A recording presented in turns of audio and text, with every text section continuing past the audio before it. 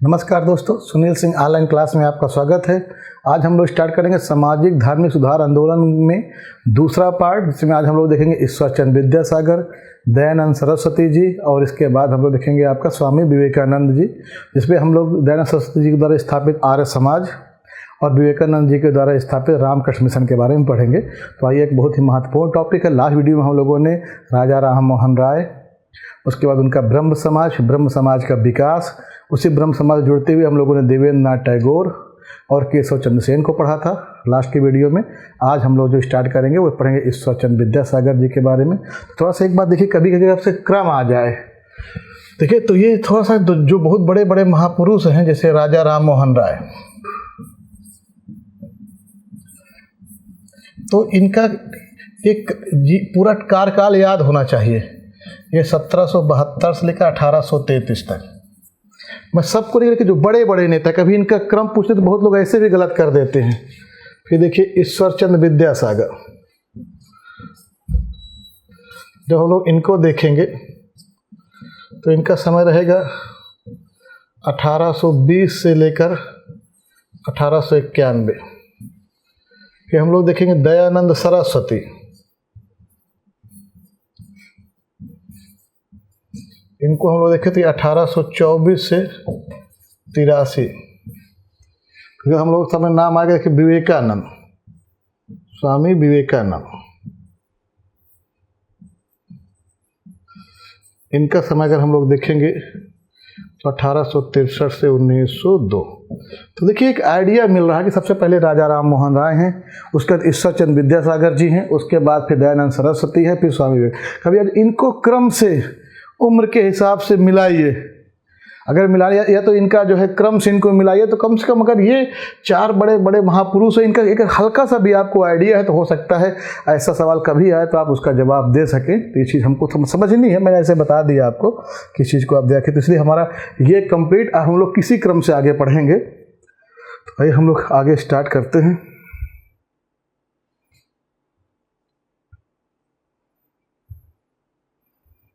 ईश्वर चंद्र विद्यासागर जी के बारे में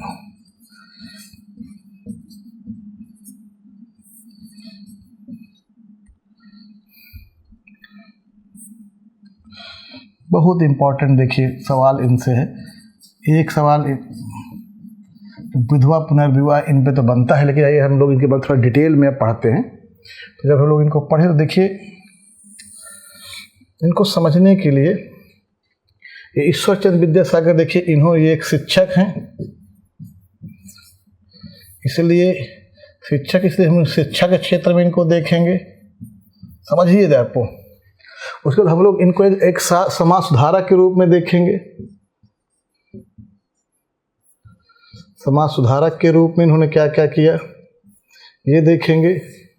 और लास्ट में एक प्रकाशक, इन्होंने बहुत सारी किताबों का और बहुत सारे पत्र पत्रिकाओं का प्रकाशन भी किया है, तो वो हम देखेंगे। ध्यान रखिए इनको, यानी कभी हमको इनका इतिहास में योगदान लिखना हो तो वैसे तो हम नॉर्मल चीज़ लिखेंगे। उसके अलावा शिक्षा के क्षेत्र में इनका क्या योगदान रहा, उन सब के अलावा समाज सुधार के क्षेत्र में क्या योगदान रहा, और आपका पत्र पत्रिकाओं के प्रकाशन के रूप में क्या योगदान रहा, तो हमको थोड़ा पढ़ने में आसानी आएगी। तो हम लोग जब आगे बढ़ेंगे तो इसी क्रम से बढ़ेंगे। तो पहले थोड़ा सा हम लोग देख लेते हैं इनके बारे में बेसिक परिचय ईश्वर चंद्र विद्यासागर जी के बारे में। 1820 ईस्वी में पश्चिम बंगाल के मेदिनीपुर में जन्म, पश्चिम बंगाल के मेदिनीपुर में इनका जन्म हो रहा है। ये बहुत ही तीक्ष्ण बुद्धि के व्यक्ति थे। देखिएगा 1839 ईस्वी में 19 साल की उम्र में कानून की शिक्षा प्राप्त कर ली, यानी कि वकालत भी कर ली इन्होंने, प्राप्त कर ली। आगे चलकर 1841 में देखिएगा कलकत्ता में फोर्ट विलियम कॉलेज था, कलकत्ता के fort William college fort William college, देखिएगा कॉलेज, तो जो फोर्ट विलियम कॉलेज था देखिएगा बहुत बड़ा कॉलेज था, तो उसके अंतर्गत देखिए कि अंतर्गत संस्कृत कॉलेज था, देखिए मतलब उसी कॉलेज का संस्कृत विभाग सब कह सकते हैं, संस्कृत कॉलेज में ये देखिए भाई शिक्षक हो गए, में शिक्षक हो जाते हैं। और 1841 में ही देखिएगा 41 में ही ये संस्कृत कॉलेज के, जैसे इलाहाबाद यूनिवर्सिटी है, कोई यूनिवर्सिटी है, उसके अंदर अलग अलग कॉलेज होते हैं, तो संस्कृत कॉलेज के प्रधानाचार्य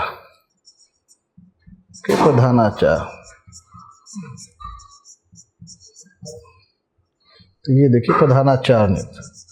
ठीक, तो हम शिक्षा के क्षेत्र में आगे बढ़ रहे हैं। यानी कि 1820 ईस्वी में पश्चिम बंगाल के मेदिनीपुर में इनका जन्म हो रहा है। 19 वर्ष की अवस्था में मात्र इन्होंने जो है हम देख रहे हैं कानून की पढ़ाई कर ली, और 21 वर्ष के अवस्था में ये फोर्ट विलियम कॉलेज के अंतर्गत संस्कृत कॉलेज था उसमें शिक्षक बन गए, और उसी वर्ष यहाँ के प्रधानाचार्य नियुक्त हो गए। ध्यान रखिएगा इनके बारे में। अब इनके बारे में जो बताया जाता है, कहा जाता है कि इन्होंने, आपका जब संस्कृत देखेंगे तो पहले बात देखिए गैर ब्राह्मणों को, बहुत बड़ी बात है, पहले संस्कृत भाषा में केवल ब्राह्मण परिवार के लोग थे व्यवस्था में, तो गैर ब्राह्मणों को संस्कृत पढ़ाने का कार्य शुरू, देखिए पढ़ाने का कार्य शुरू। तो ये बहुत बड़ा कार्य इन्होंने किया कि भाई गैर ब्राह्मणों को संस्कृत पढ़ाने का काम शुरू किया। देखिएगा दूसरी बात भाई कि संस्कृत पढ़ाने की अलग शैली इन्होंने विकसित की, पढ़ाने की अलग शैली, और दूर दराज से अन्य जगह से लोग पढ़ने आने लगे। सोचिए अलग शैली विकसित की इन्होंने, आपका अलग शैली विकसित की। देखिए इसीलिए जो संस्कृत कॉलेज के देखिएगा तो इनका जो, अगर हम लोग देखें तो ईश्वरचंद्र विद्यासागर का जो मूल नाम है, देखिए इनका जो मूल नाम है वो था ईश्वरचंद्र बंदोपाध्याय। ये देखिए ब्राह्मण थे, उसके बावजूद भी इन्होंने जो है गैर ब्राह्मणों को पढ़ाने का, संस्कृत पढ़ाने का काम शुरू, क्योंकि उस समय ब्राह्मणवादी व्यवस्था में संस्कृत केवल ब्राह्मण वर्ग के ही लोग पढ़ते थे। ध्यान दीजिएगा, तो मूल नाम इनका ईश्वरचंद्र बंदोपाध्याय था, बंदोपाध्याय था। देखिए ये मूल नाम है। तो यही जब इन्होंने देखिए संस्कृत को, जब इन लोगों ने इन्होंने संस्कृत को गैर ब्राह्मणों को पढ़ाया, पढ़ाने की एक अलग शैली डेवलप कर ली। देख लीजिएगा इसकी वजह से कहते हैं कि संस्कृत, देखिएगा तो संस्कृत कॉलेज के जो लोग थे इनके विद्वता से बड़ा प्रभावित हुए, तो संस्कृत कॉलेज के लोग ही इनको विद्यासागर, इनकी विद्वता की वजह से इनको विद्यासागर कहा जाने लगा, और इसलिए इनका नाम पड़ गया ईश्वरचंद्र विद्यासागर। तो ध्यान रखिएगा कि संस्कृत कॉलेज के लोगों ने इनके विद्वता से प्रभावित होकर, इनके विद्वता से प्रभावित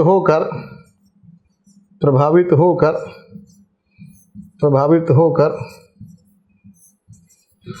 इन्हें विद्यासागर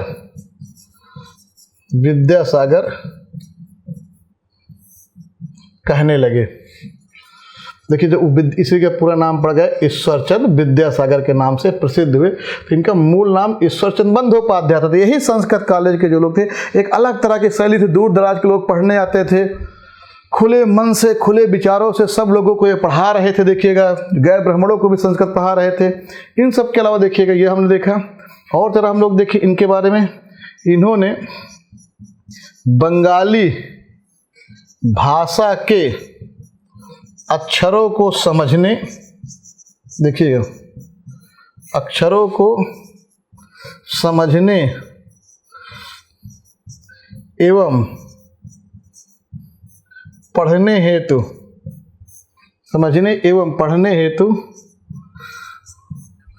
सरल भाषा में,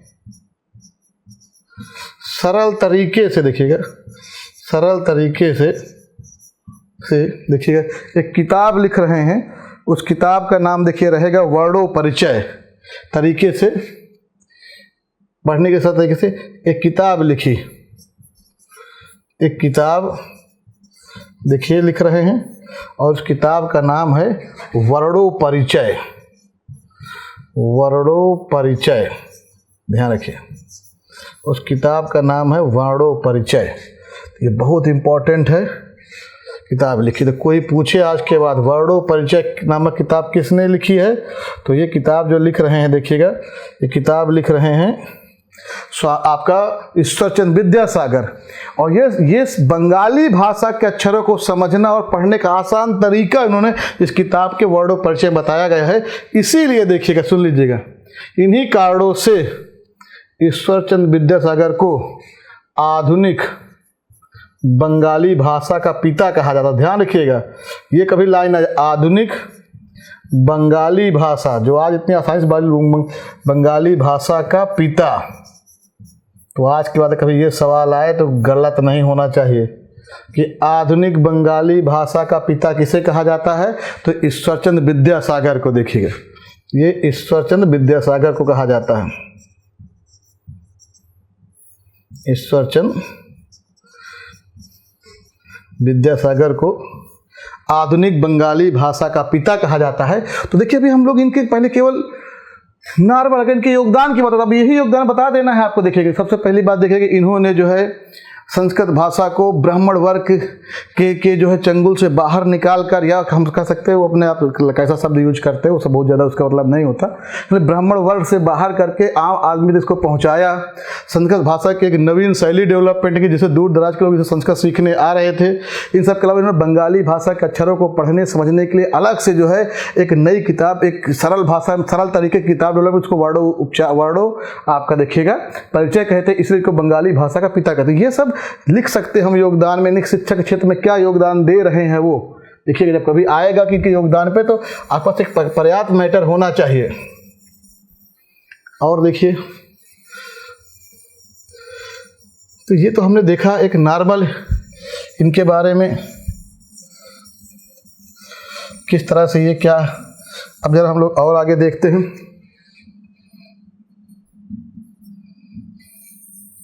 देखिएगा, अब ईश्वरचंद्र विद्यासागर जी के बारे में जरा हम और जरा देखें और समझे जरा। तो देखिए, इन्होंने जो है शिक्षा के क्षेत्र में स्त्री शिक्षा, ध्यान दीजिएगा, या नारी शिक्षा, बहुत या कुछ भी लिखा है, स्त्री शिक्षा, नारी शिक्षा, महिला शिक्षा, समझ लीजिए पूछा जाता है महिला शिक्षा के, देखिएगा, के सबसे बड़े हिमायती थे।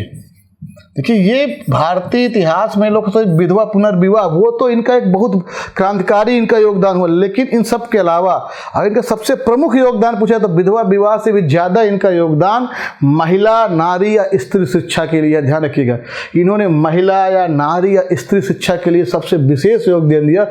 उसके सबसे बड़े हिमायती थे, हिमायती कह सकते हैं, समर्थक कह सकते हैं। तो आज की बात कोई पूछे कि ईश्वरचंद्र विद्यासागर का सबसे महत्वपूर्ण योगदान है समाज में विधवा पुनर्विवाह और अगर महिला शिक्षा दोनों रहे, तो आपको आंसर हमेशा महिला शिक्षा मानना पड़ेगा या नारी शिक्षा मानना पड़ेगा। ध्यान रखिएगा। और कहते हैं, जब हम लोग जब ये बात कहते हैं तो जरा इसको हम लोग देखें तो देखिए, सबसे पहली बात कि इन्होंने नारी शिक्षा के लिए 35 से 40 स्कूलों का निर्माण करवाया। देखिए, एक तो ये स्कूल बनवा रहे हैं, इनके प्रभाव से, अब ये डायरेक्ट सर भले न मान, लेकिन इनके प्रभाव से लोगों ने, तो इन्हीं का योगदान, यानी कि नारी शिक्षा के लिए 35 से 40 स्कूल बनवा रहे हैं। देख लीजिएगा। और देख लीजिएगा, 1849 में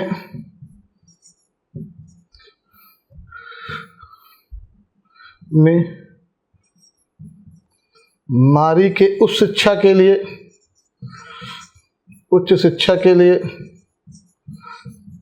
के लिए बेथुन कॉलेज का निर्माण, तो आप समझ सकते हैं, का निर्माण देखिए करवा रहे हैं। इसके अलावा कलकत्ता में मेट्रोपॉलिटन कॉलेज बन रहा है। ये सब ईश्वरचंद्र विद्यासागर ने बनवाए। मेट्रोपॉलिटन कॉलेज का निर्माण।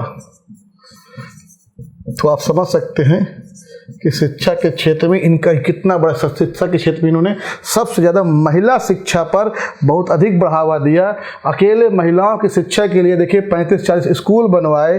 1849 में नारियों के लिए उस शिक्षा के लिए बेथून कॉलेज बनवाया जा रहा है। कलकत्ता के मेट्रोपॉलिटन कॉलेज में है ही, यहाँ पर पुरुषों के बराबर महिलाओं को भी शिक्षा दी जा रही है। तो इस तरह हम लोग समझ सकते हैं कि ईश्वरचंद्र विद्यासागर का जो मेन योगदान है वो महिला शिक्षा या नारी शिक्षा ही हम लोग देखिएगा, ये कहेंगे मुख्य ये है। देखिएगा भारतीय समाज में जो मुख्य योगदान अगर हम लोग देखें तो हम इसका नाम लेंगे जब शिक्षा की बात आ जाएगी। ठीक, तो ये ध्यान रखिएगा आपका। ये देखिए एक छोटा सा टॉपिक था जिसको हम लोगों ने इनमें भी देखा ईश्वरचंद्र विद्यासागर में। अब इसके अलावा हम लोग चूंकि देखें ना, ये एक शिक्षक के साथ साथ देखिए इन्होंने ये सब काम किया। एक शब्द में था समाज सुधारक, हम लोग उस टर्म को भी देख लें। समाज सुधारक के क्षेत्र में समाज सुधारक, तो समाज सुधारक में कुछ बेसिक बातें तो हैं ही जो समाज में हैं, जाति प्रथा छुआछूत ये सब तो है ही। लेकिन इन सब के अलावा अगर हम लोग देखें कि ईश्वरचंद्र विद्यासागर के, देखिए ईश्वरचंद्र विद्यासागर के प्रभाव से 1860 में age of consent act pass हुआ, जिसमें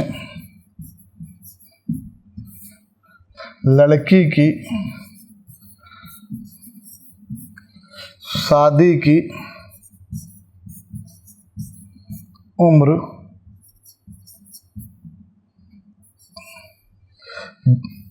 कम से कम 10 वर्ष कर दिया गया। इससे कम नहीं होगा, कम से कम 10 वर्ष रहेगी। इससे कम उम्र में शादी को, इससे कम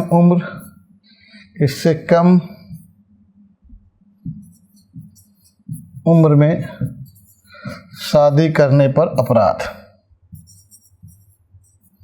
अभी बहुत परिवर्तन करने पर अपराध का तो शुरुआत तो हो गई ना। अभी देखिएगा इस पर केशव चंद्र सेन का 1872 में आया था, तो 1860 की बात पढ़ रहे हैं, वहाँ पढ़ चुके हैं। 1872 में हम लोगों ने वहाँ देखा था। अभी शारदा 1829 आएगा, हम सब पढ़ेंगे, ठीक है। तो अब आगे आएगा तो भले, तब केवल हम एक एक को देख रहे हैं। यहाँ पर मिनिमम 10 वर्ष कर दी गई। उस शादी पर जो है कम शादी पर करने पर देखिएगा, करने पर दंड का प्रावधान,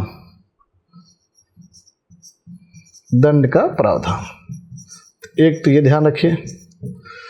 तो देखिए समाज के क्षेत्र में इनका योगदान है। बाल विवाह में इन्हीं के प्रभाव से एज ऑफ कंसेंट एक्ट आता है, जिसके तहत लड़की की मिनिमम उम्र कम से कम 10 साल रहेगी। अभी आप देखेंगे जब पढ़ेंगे कि स्वामी विवेकानंद के गुरु स्वामी रामकृष्ण परमहंस जी हैं, इनका हम लोग गदाधर चट्टोपाध्याय कहेंगे। और देखिएगा उनकी 5 साल में शारदा मुखोपाध्याय के साथ, शारदा मणि मुखोपाध्याय के साथ शादी 5 साल की उम्र में हो जाती है, सोचिए। तो ये एक बहुत बड़ी थी कि कम से कम मिनिमम 10 साल तो हो गया। तो धीरे धीरे देखिए ग्रोथ होता है समाज में। तो ये एक देखिएगा ये आया। इन सब के अलावा सबसे बड़ी बात देखिएगा आपका विधवा पुनर्विवाह के लिए। हम लोग प्राय इसी को देखते हैं, विधवा, लेकिन इनका मेन योगदान स्त्री शिक्षा में था। विधवा पुनर्विवाह में देखिए समाज सुधार में क्या कर रहे हैं। एक देखिएगा इन्होंने 2 बातें हैं। एक तो स्वयं ये उदाहरण खुद पेश करना चाहिए। इनका इकलौता पुत्र था और देखिए उस समय कितने, देखिए आज भी हम लोग इनको 200 सालों के बाद, ये देखिए 1820 में थे, आज हम लोग 2020 पढ़ रहे हैं, यानी कि 200 साल, 2021 से 2000 लगभग 2 सालों के बाद हम इस महान विभूति के बारे में पढ़ रहे हैं। तो ये इतने महत्वपूर्ण क्योंकि इन्होंने देखिए खुद बदलाव की शुरुआत खुद से की। देखिए इन्होंने किया क्या कि अपने इकलौते पुत्र का विवाह, अपने उस समय विधवाओं का विवाह, विधवाओं की बहुत बुरी, अपने इकलौते पुत्र का विवाह विधवा से करवाया, ताकि मैसेज खुद जाए। देखिए विधवा से करवाया, तो एक तो खुद देखिए अपने इकलौते पुत्र का विवाह विधवा से करवा रहे हैं। और इन सब के अलावा देखिएगा 1855-56 के मध्य 25 विधवाओं का पुनर्विवाह करवाया। स्वयं देखिए, 25 विधवाओं का पुनर्विवाह करवाया। तो अब आप समझ सकते हैं कि स्वयं जाके देखिएगा, 1 साल के अंदर का 25 विधवाओं का पुनर्विवाह करवा रहे हैं। लेकिन कहीं पर समस्या आ रही थी, हो तो अंततः 25 करवा दिया, पर इनको इन सब समस्याओं में बहुत प्रॉब्लम इनके सामने आई। तो कहा जाता, तभी इनके दिमाग में आया कि इसके विरुद्ध एक एक्ट लाते हैं कि जो भी विधवाओं का पुनर्विवाह करने से रोकेगा, उनको एक पुनः जो है नई जिंदगी शुरुआत करने से रोकेगा, तो उनके विरुद्ध दंडात्मक कार्रवाई की जाएगी, उसको अपराध की श्रेणी में रखा जाएगा।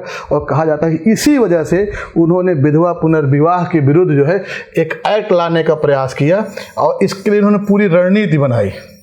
क्या किया इन्होंने? पहली बात देखिएगा, विधवा पुनर्विवाह में अगर हम लोग देखें तो सबसे पहली बात कि स्वयं देखिए, कई सारी महिलाएं हैं, देखिएगा बताया जाता है कि इनके द्वारा जो है आपका उस समय 984, देखिएगा, देखिए इन्होंने क्या किया कि उस समय आपका डलहौजी थे, जिस समय बात है ये, तो 984 लोगों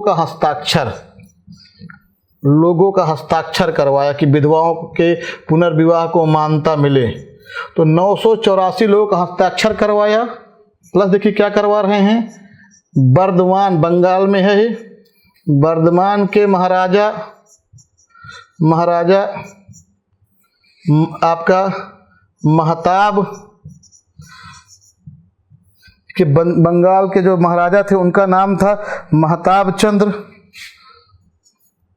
इनका, और प्लस नादिया जिला देखिएगा, नादिया के राजा श्री चंद्र, इन सबसे देखिएगा, इन सब के माध्यम से डलहौजी के पास लेटर भिजवाए कि भाई हमारे मतलब विधवाओं के पुनर्विवाह को अनुमति दी जाए। डलहौजी की कार्यकारिणी समिति थी, डलहौजी की कार्यकारिणी समिति, तो यानी कि राजे रजवाड़े से भी लिखवाया, कार्यकारिणी समिति के समक्ष पत्र, देखिए ये सब पत्र गए, आवेदन मतलब निवेदन पत्र भेजे गए कि भाई खत्म किया जाए इसको। और कहते हैं कि डलहौजी इससे बड़ा खुश हुआ, वो चाहता था, तो डलहौजी ने इसको स्वीकृति प्रदान कर दी। देखिए डलहौजी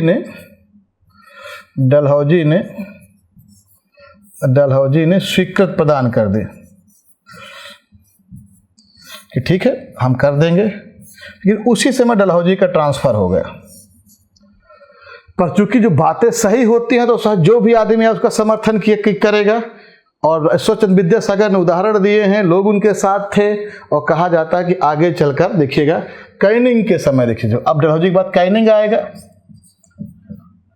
कैनिंग के समय देखिए ईश्वरचंद्र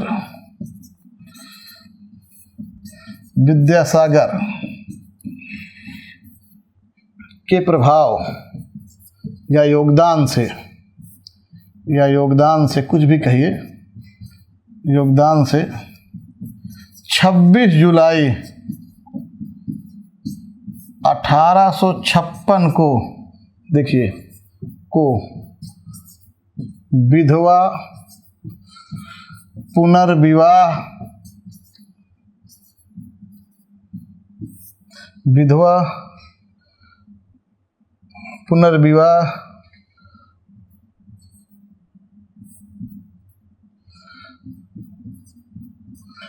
पुनर्विवाह अधिनियम, देखिए विडो रीमैरिज एक्ट,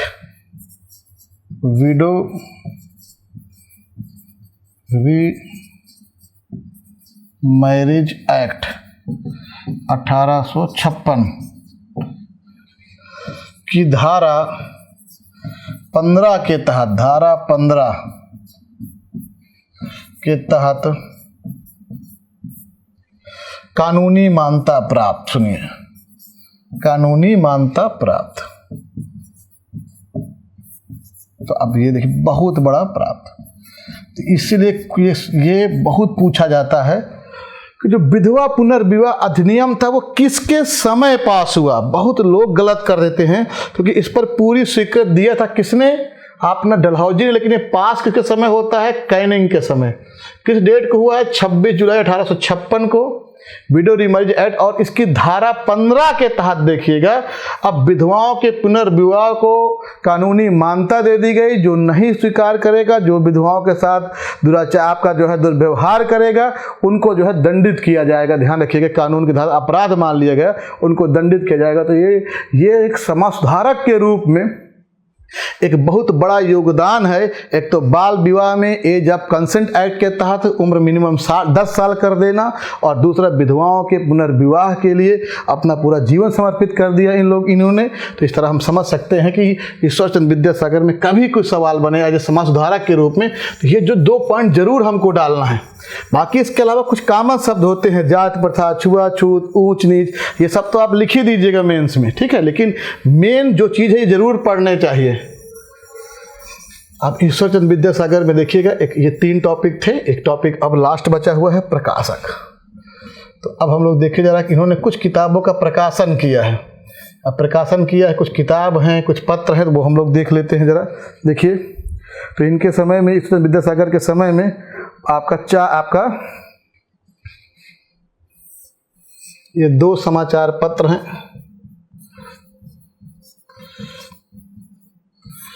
2 समाचार पत्र हैं।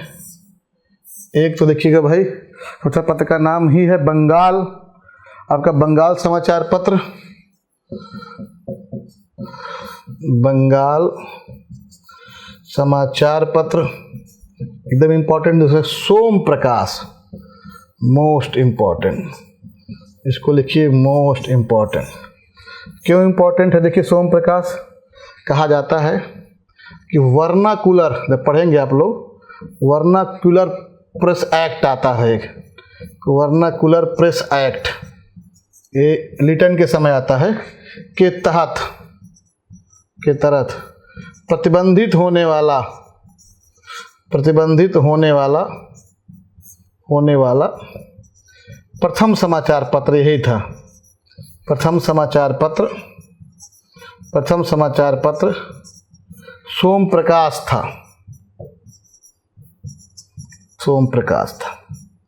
तो पूछे कभी तो कम से कम बता सकते किसका था, ईश्वरचंद्र विद्यासागर। देखिए, ईश्वरचंद्र विद्यासागर थोड़ा सा इस समय चर्चित हैं। आपने पढ़ा होगा कुछ दिन पहले टीएमसी और बीजेपी के द्वारा ईश्वरचंद्र विद्यासागर की मूर्ति टूट गई थी। ध्यान रखिए, करंट के सवाल हैं, वहाँ से जुड़ सकता है। इनके लगभग 200 साल पूरे हो गए हैं 2020 में, तो इसलिए समझिए, तो थोड़ा सा जो चर्चित रहे उन पे हमको थोड़ा ज़्यादा ध्यान दे देना होता है। इन सब के अलावा देखिएगा भाई, बैताल, कुछ किताबें छोटी सी 2-4 किताबें हैं, बैताल पंचविंशति,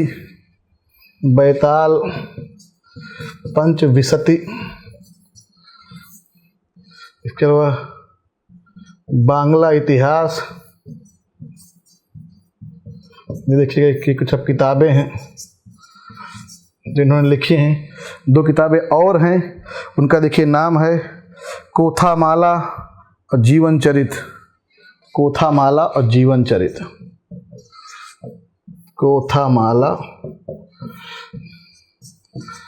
जीवन चरित, तो इनमें एकदम इम्पॉर्टेंट केवल यही सोम प्रकाश ही है, बाकी पढ़े रहिए। तो ईश्वरचंद्र विद्यासागर पे आज के बाद कभी कोई सवाल आता है, बार बार विडो रीमैरिज एक्ट पे आता है, एज ऑफ कंसेंट एक्ट हम लोग देख ही लिया। इन सब के अलावा हमने देख लिया कि इन्होंने महिला शिक्षा के लिए सबसे ज़्यादा काम किया। इन्होंने अपना पूरा जीवन महिलाओं की शिक्षा पर ज़्यादा न्यौछावर, फर्स्ट पे प्रियॉरिटी पर हुआ, सेकेंड पे विधवा पुनर्विवाह है। अगर महिला नारी शिक्षा नहीं है तो हम विधवा पुनर्विवाह आंसर करेंगे, ध्यान रखिएगा।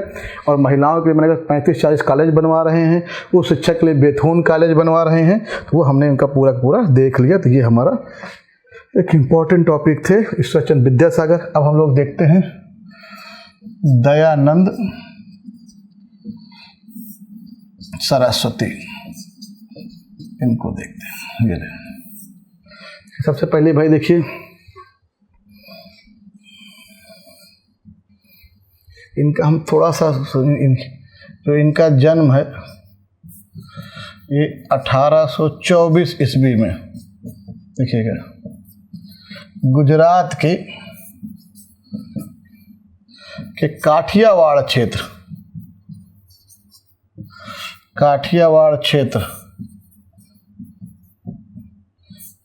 के एक मौरवी रियासत थी, मौरवी रियासत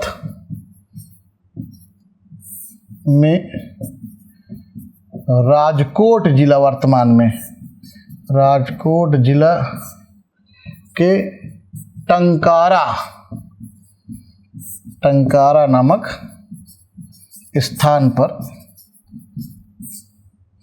स्थान में हुआ। तो देखिए इनका ये गुजरात में इनका जन्म हो रहा है। गुजरात में जो काठियावाड़ वाला रीजन है वहीं पर एक रियासत थी, उसको मौरवी रियासत थी। आज वर्तमान में उसी रियासत के अंदर राजकोट जिला है और उस राजकोट जिले में टंकारा नामक स्थान या गांव में इनका जन्म हुआ था। दयानंद सरस्वती जी का ध्यान रखिएगा।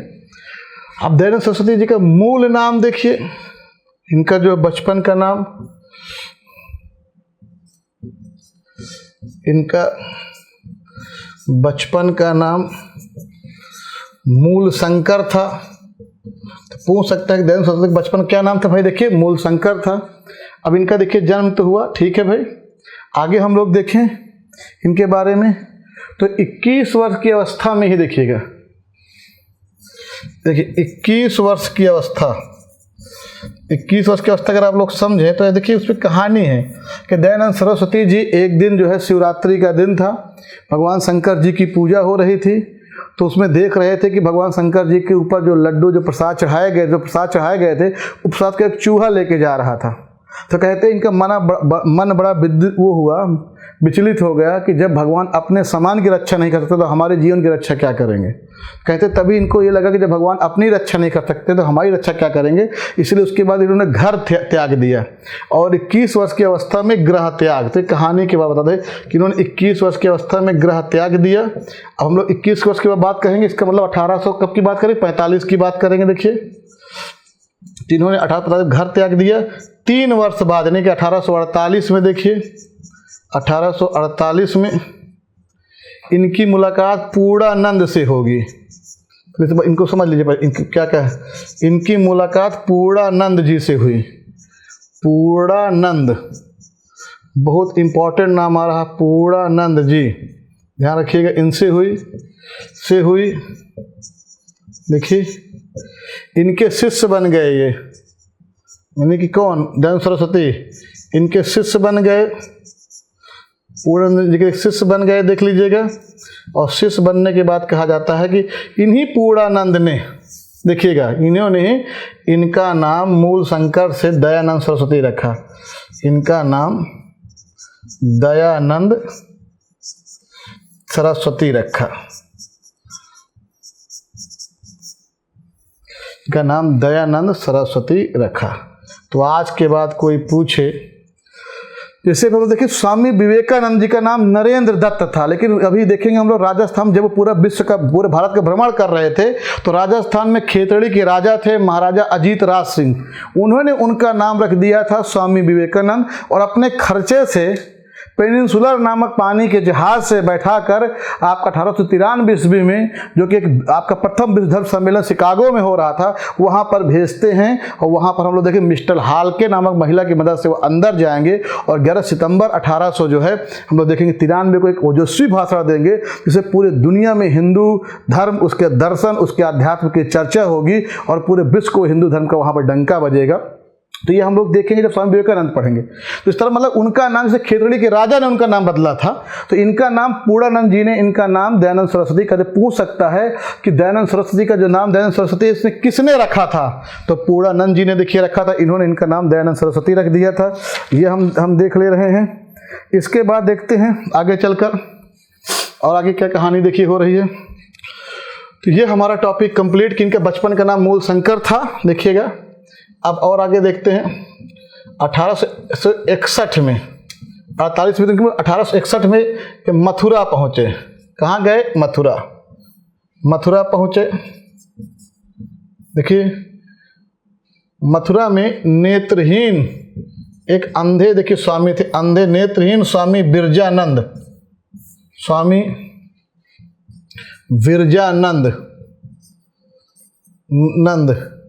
जी को अपना गुरु बनाया। तो इनके दूसरे गुरु मिल रहे हैं, देखिएगा, स्वामी बिरजानंद गुरु बनाया। देखिएगा, इन्हों से ही, बिरजानंद से ही लगे, इन्होंने बिरजानंद जी से वैदिक ग्रंथों का दार्शनिक एवं आध्यात्मिक ज्ञान प्राप्त किया। तो ध्यान रखिए, आज के बाद जो आपका भी, इसके बाद दयानंद सरस्वती जी जो है वेदों की ओर लौटो का नारा देंगे आर्य समाज में।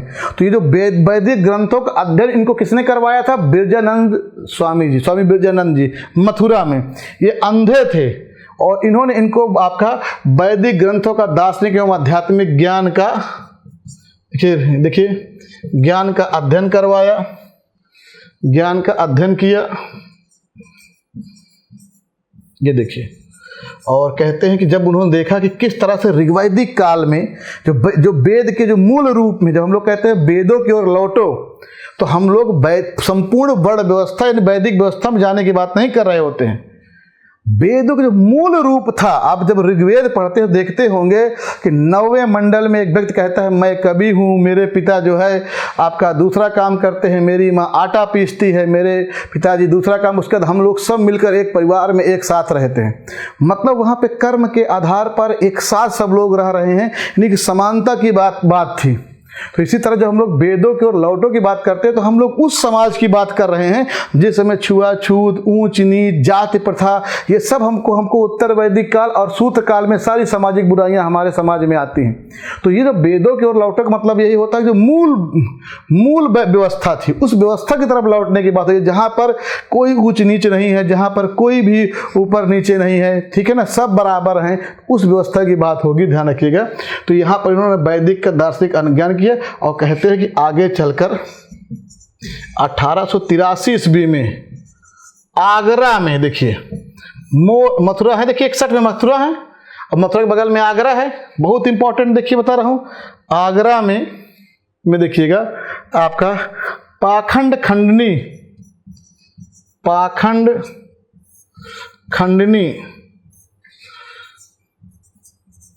पताका, यानी कि जितने भी पाखंड हो रहे हैं उनको खंडन करने वाली पताका, ध्वज, उसकी स्थापना की इन्होंने, पाखंड खंडनी पताका, ठीक है ना, ये इनकी एक संस्था थी, इसकी स्थापना की और इस पर एक ध्वजा फहराया गया कि आज के बाद आपका किसी तरह से इन्होंने जो है आडंबर, पाखंड, अंधविश्वास, इन सबसे दूर होने की बात की। तो ध्यान रखिएगा, तो ये एक इंपॉर्टेंट है 61 में पाखंड खंडनी पताका, ठीक है, ये पूछे कभी तो ये पता रहे, पाखंड खंडनी पताका, पाखंड खंडनी पताका। तो ये एक इंपॉर्टेंट है 63 में, देखिएगा 63 में आपके सामने ये आ रहा है। अब हम लोग और आगे चलते हैं कि 63 तक हम लोग पहुंचे हैं।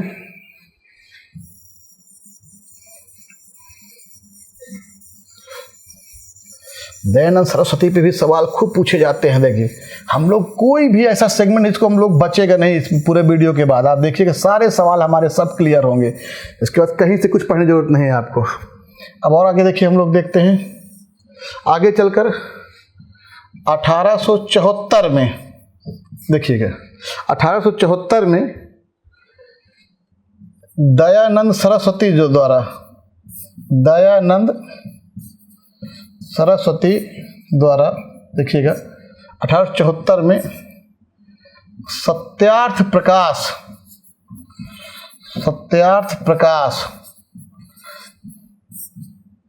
नामक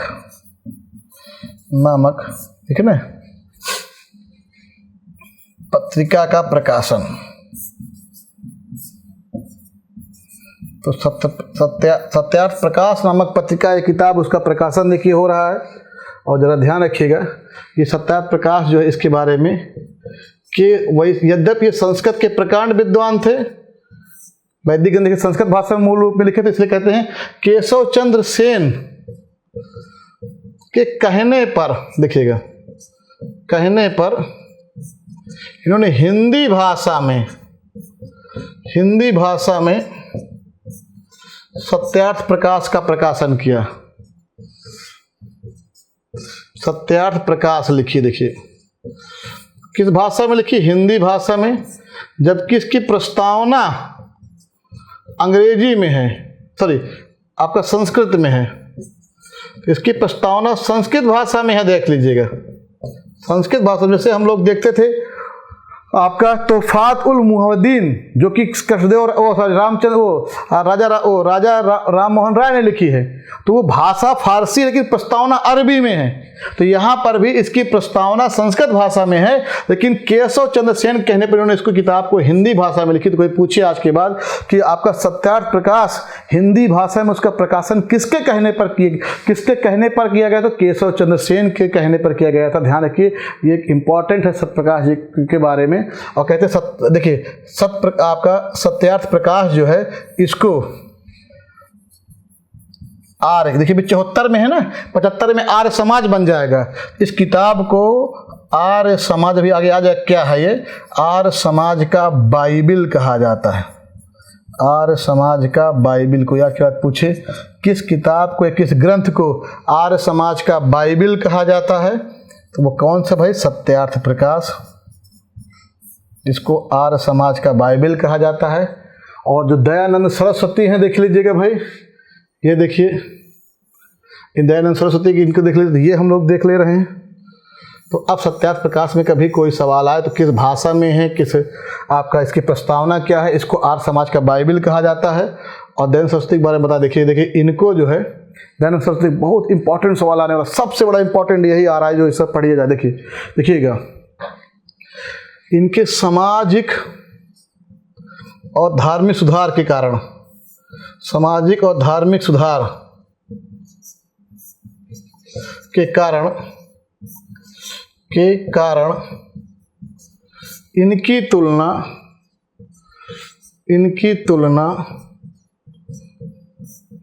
जर्मनी के मार्टिन लूथर से की जाती है। तो कोई आज के बाद कहे की जाती है, और ध्यान रखिएगा इसीलिए इनको दयानंद सरस्वती को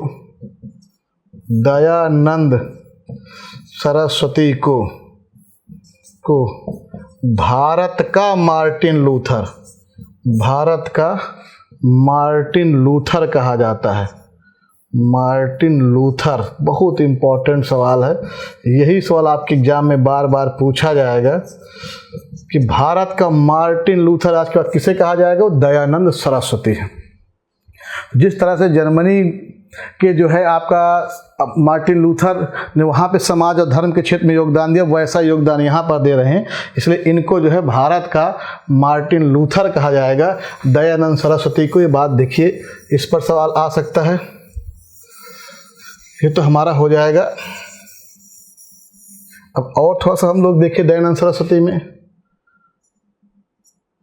अब देखिए, अब थोड़ा सा भी हम लोग आर्य समाज को अलग से देख लेंगे। पहले देखिए 1874 हो गया था, 1875 में बम्बई में आर्य समाज की स्थापना, इसको भी हम एक अलग टॉपिक ही बनाएंगे, क्योंकि आर्य समाज इसीलिए पढ़ा जाता है आपका दयानंद सरस्वती कि सबसे बड़ा योगदान आर्य समाज है, तो हम लोग उसको भी अलग से पढ़ेंगे। आर्य समाज की स्थापना, हम तो केवल इनके बारे में बेसिक चीज़ें हम लोग ख़त्म कर लें, फिर हम आर्य समाज डिटेल में पढ़ते हैं। अब कहते हैं कि 1881 में देखिएगा दयानंद सरस्वती से प्रभावित होकर आपका पंडिता रमाबाई अंबेडकर ने आर्य महिला समाज की स्थापना, तो आज के बाद कोई पूछे आर्य महिला समाज की स्थापना, तो आज का कोई पूछे आर्य महिला समाज की स्थापना किसने की, तो आप बता दीजिएगा कि पंडिता रमाबाई ने 1881 ईस्वी में आर्य महिला समाज की स्थापना की।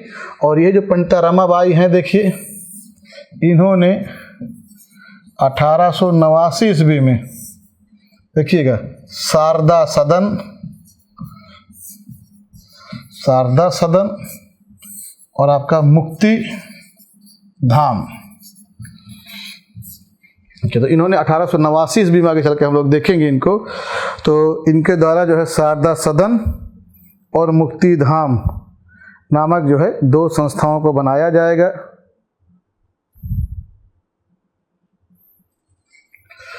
ये जो शारदा सदन है देखिएगा, ये 2 है।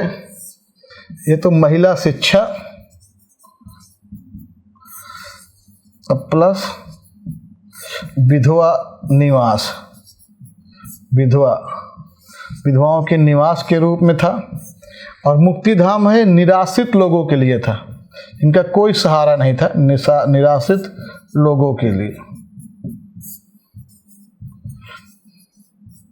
ये देखिएगा निराश्रित लोगों के लिए आप कहें तो ये 81 में एक बहुत महत्वपूर्ण घटना घटती है, जिसको हम लोगों ने देख लिया। 81 में ये हो जाए दयानंद सरस्वती जी के साथ।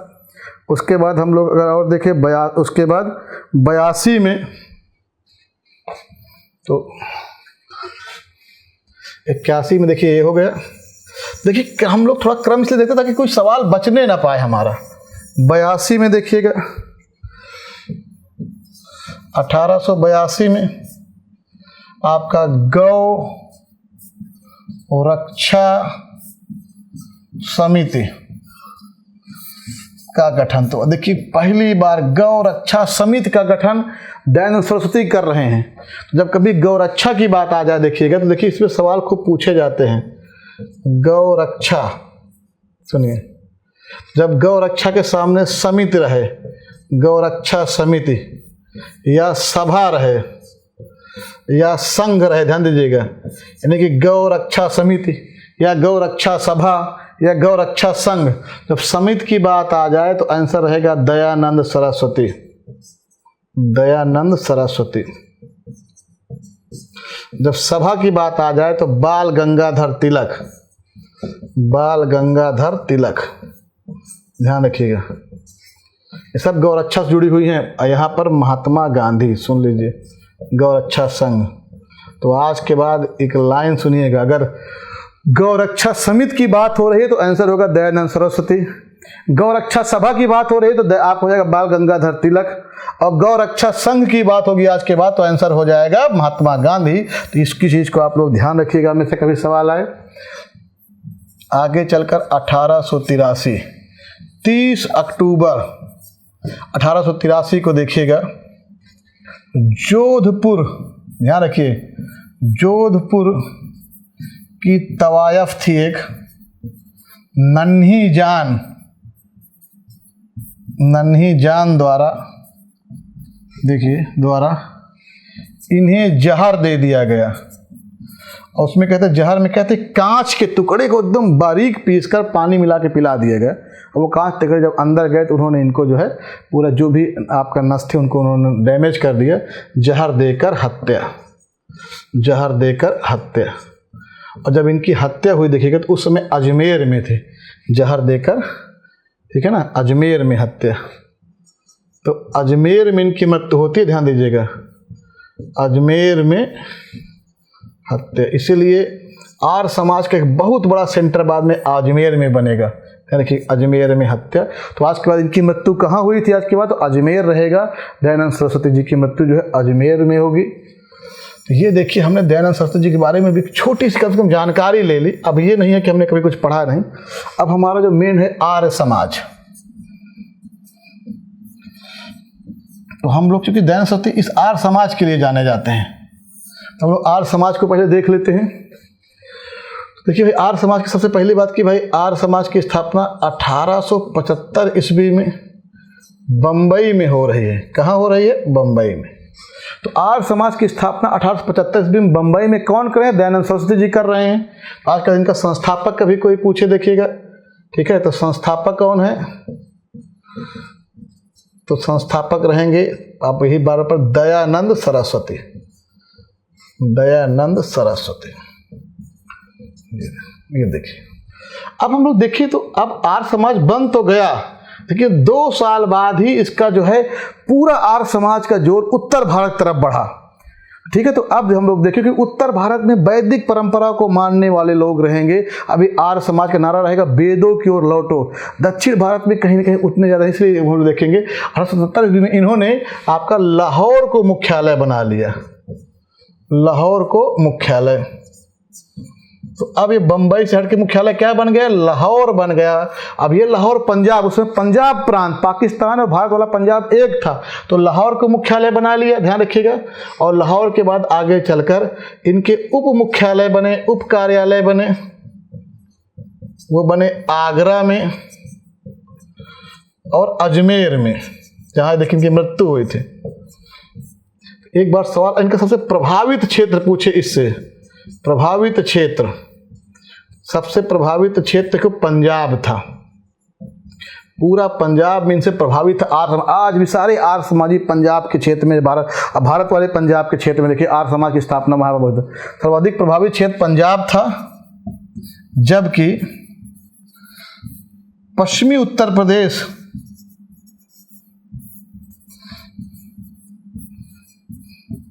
भी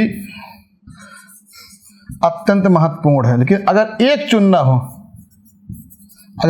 चुनना हो, तो आंसर रहेगा पंजाब। अगर दोनों चुनना है तो पंजाब और पश्चिमी यूपी, ये इनके महत्वपूर्ण प्रभावित क्षेत्र रहेंगे। देखिएगा, अब अगर हम आर्य समाज को देखें तो इनका देखिए नारा, स्लोगन इनमें हम लोग देखें तो 2 स्लोगन थे।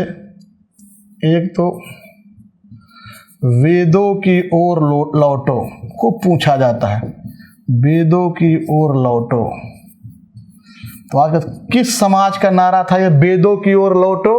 आर्य समाज का नारा था। किसने दिया था? दयानंद सरस्वती ने नारा दिया था। तो वेदों की ओर लौटो ये नारा आर्य समाज का नारा था, दयानंद सरस्वती के द्वारा दिया गया था। एक नारा और था, वो नारा था कणवंतो। देखिएगा, कणवंतो विश्वभार्यम, कणवंतो विश्वभार्यम। ये देखिएगा, इसका मतलब विश्व को आर्य बनाते चलो, विश्व को आर्य बनाते चलो। तो 2 नारे थे इनके, देखिएगा, एक तो वेदों की ओर लौटो, दूसरा कणवंतो विश्व आर्यम भार्यम।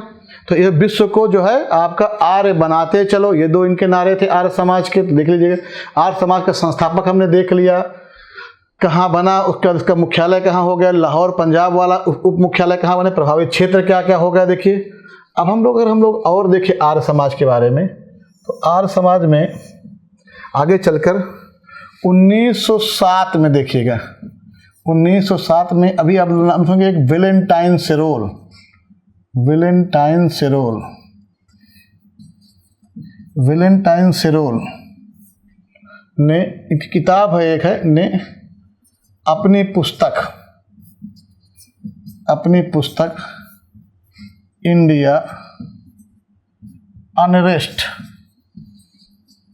मतलब भारत में इतनी अशांति क्यों है, इस पर इन्होंने लिखा था इंडिया अनरेस्ट।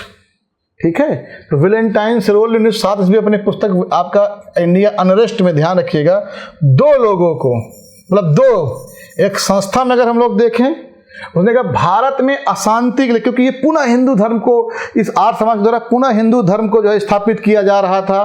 देखिएगा, अभी शुद्धि आंदोलन इसके अंतर्गत चलेगा, इसमें जो भी लोग मुस्लिम ईसाई बन गए उनको वापस कन्वर्ट किया जाएगा। तो कहते हैं कि इससे समाज में अशांति हो गई थी।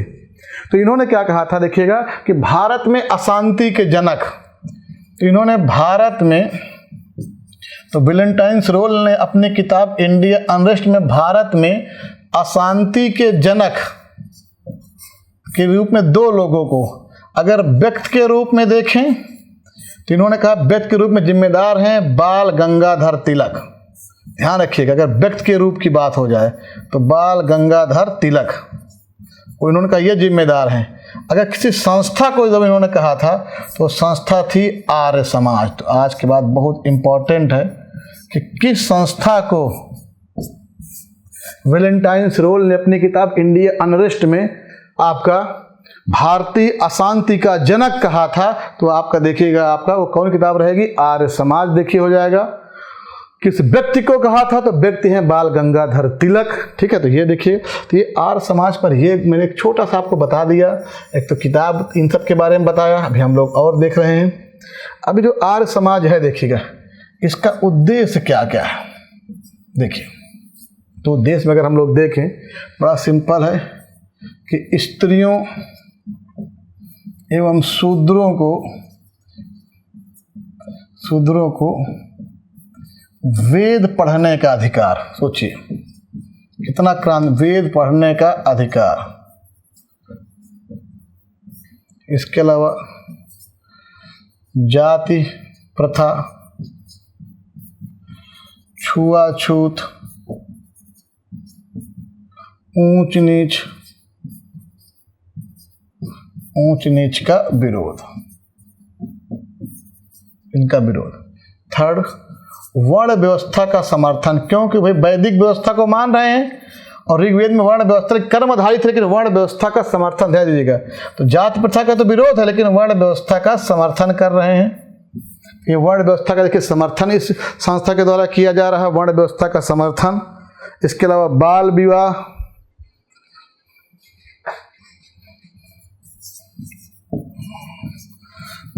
विवाह, बहु विवाह, अंतरजातीय विवाह,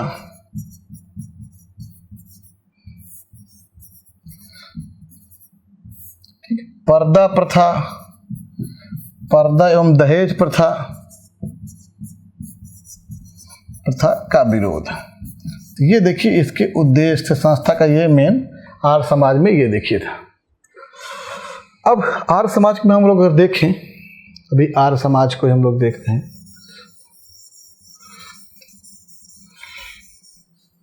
तो ये उद्देश्य में हम लोगों ने देख लिया। अब 83 में देखिएगा, अब 83 में मृत्यु हो जाएगी स्वामी दयानंद सरस्वती जी की।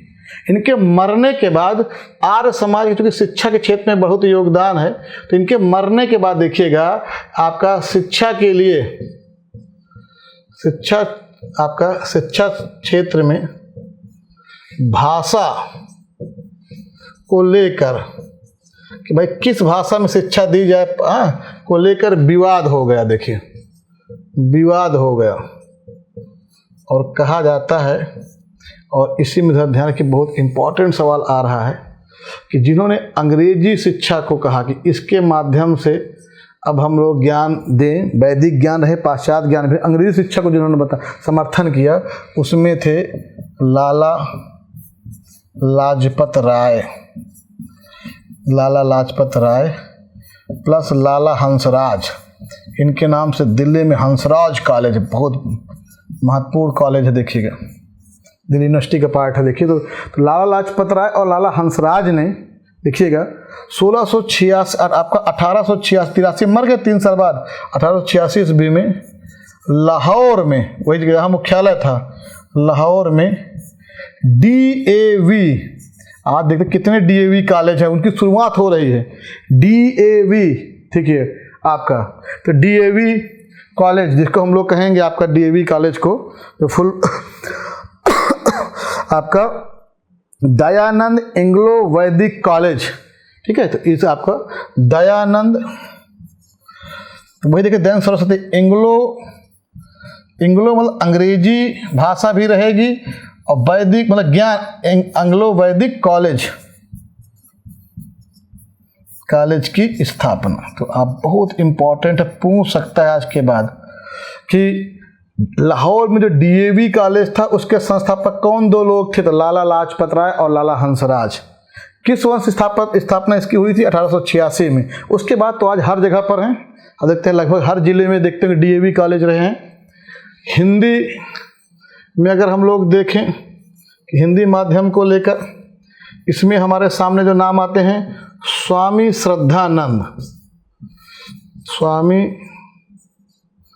श्रद्धानंद,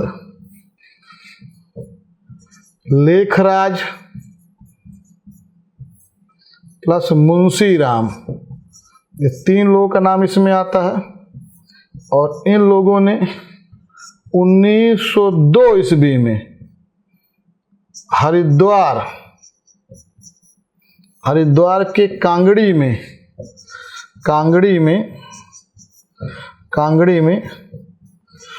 गुरुकुल कांगड़ी। तो जो गुरुकुल बने हैं इनका कौन सा, ये भी आर्य समाजियों से जुड़ा हुआ है। गुरुकुल कांगड़ी, गुरुकुल कॉलेज की स्थापना।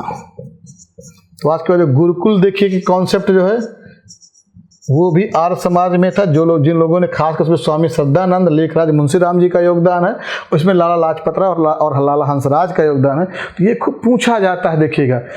तो पहला आपका गुरुकुल कहाँ बना? हरिद्वार के कांगड़ी में बन रहा है। और पहला डीएवी कहाँ बन रहा है? लाहौर में बन रहा है। वो 1886 में है, ये 1902 ईस्वी में है। तो आप देख लीजिएगा। इनसे जुड़े हुए लोग ये हैं। कौन सा जो है आर्य समाजी गुरुकुल से जुड़ा हुआ नहीं था? इनमें से कोई एक नाम वहाँ का आ जाएगा, या कौन सा इसका एक नाम वहाँ से जुड़ा, इसका कोई नाम वहाँ चला जाएगा। तो कभी कोई सवाल देखिए आए तो उनको आर्य समाज में, अब मुझे नहीं लगता कि इससे बाहर का कोई भी सवाल देखिए रहेगा जो आर्य समाज जिसको आप जवाब ना दे सकें। ठीक है, तो ये हम लोग आर्य समाज में देख ले रहे हैं। अब इसके बाद देखिएगा छोटा सा टॉपिक है इसी में ही, दयानंद सरस्वती के बारे में। और देखिए बहुत इनके बारे में दूसरी बातें और हम लोग देख लेते हैं। पहली बात देखिए, बहुत इम्पोर्टेंट, इनके द्वारा शुद्धि आंदोलन चलाया गया। बहुत सबसे इम्पोर्टेंट, शुद्धि आंदोलन चलाया गया। ये आर्य समाज के अंतर्गत है, शुद्धि आंदोलन चलाया गया। तो कोई पूछे आज के बाद किसने शुद्धि आंदोलन चलाया था भाई? तो दयानंद सरस्वती। इस शुद्धि आंदोलन में कि जो भी हिंदू, देखिए शुद्ध हो रहे हैं, मतलब जो हिंदू मुस्लिम या ईसाई या कोई भी, देखिए ईसाई में धर्मांतरित हो गए हों, चाहे ज़बरदस्ती चाहे जैसे दबाव हो गए हों, उन्हें शुद्ध करके पुनः हिंदू बनाना, शुद्ध करके पुनः हिंदू बनाना। बड़े पैमाने पर उत्तर भारत में पता आपको धर्मांतरण हुआ था औरंगजेब शाहजहां के समय में, इसीलिए कहीं ना कहीं उत्तर भारत में इसका योगदान ज़्यादा रहा शुद्धि आंदोलन का। ठीक है ना, और आर्य समाज का भी। इन सब के अलावा देख लीजिएगा, प्रथम बार दो बात, एक स्वराज शब्द का उपयोग इन्होंने किया था, स्वराज शब्द और स्वदेशी। तो पहली बार स्वराज और स्वदेशी की चर्चा कौन करेंगे? दयानंद सरस्वती करेंगे। स्वराज और स्वदेशी की कहा जाता है कि इन्होंने कहा था कि चाहे आपका स्वदेशी राज कितना भी बुरा हो, लेकिन वो विदेशी राज से अच्छा होता है। उन्होंने स्वदेशी वस्त्रों का, स्वदेशी कपड़ों का, स्वदेशी सामानों को अपनाने की बात की गई थी। तो ये सब देख लीजिएगा। इसीलिए कहा जाता है कि स्वराज और स्वदेशी शब्द का प्रथम बार प्रयोग। तो पहली बार प्रयोग कौन कर रहा है भाई? देखिएगा, तो ये कर रहे हैं दयानंद सरस्वती जी कर रहे हैं। एनी बेसेंट ने तो कहा भी, देखिएगा कि दयानंद सरस्वती ने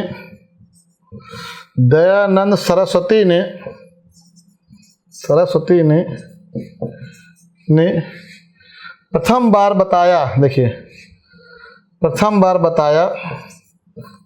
बार कहा कि भारतीयों के लिए, स्वदेशी मतलब जो भारत है वो भारतीयों के लिए है। तो ये सब पूछ सकता है लाइन कि भारत भारतीयों के लिए है, ये तो कहा था स्वामी दयानंद सरस्वती ने।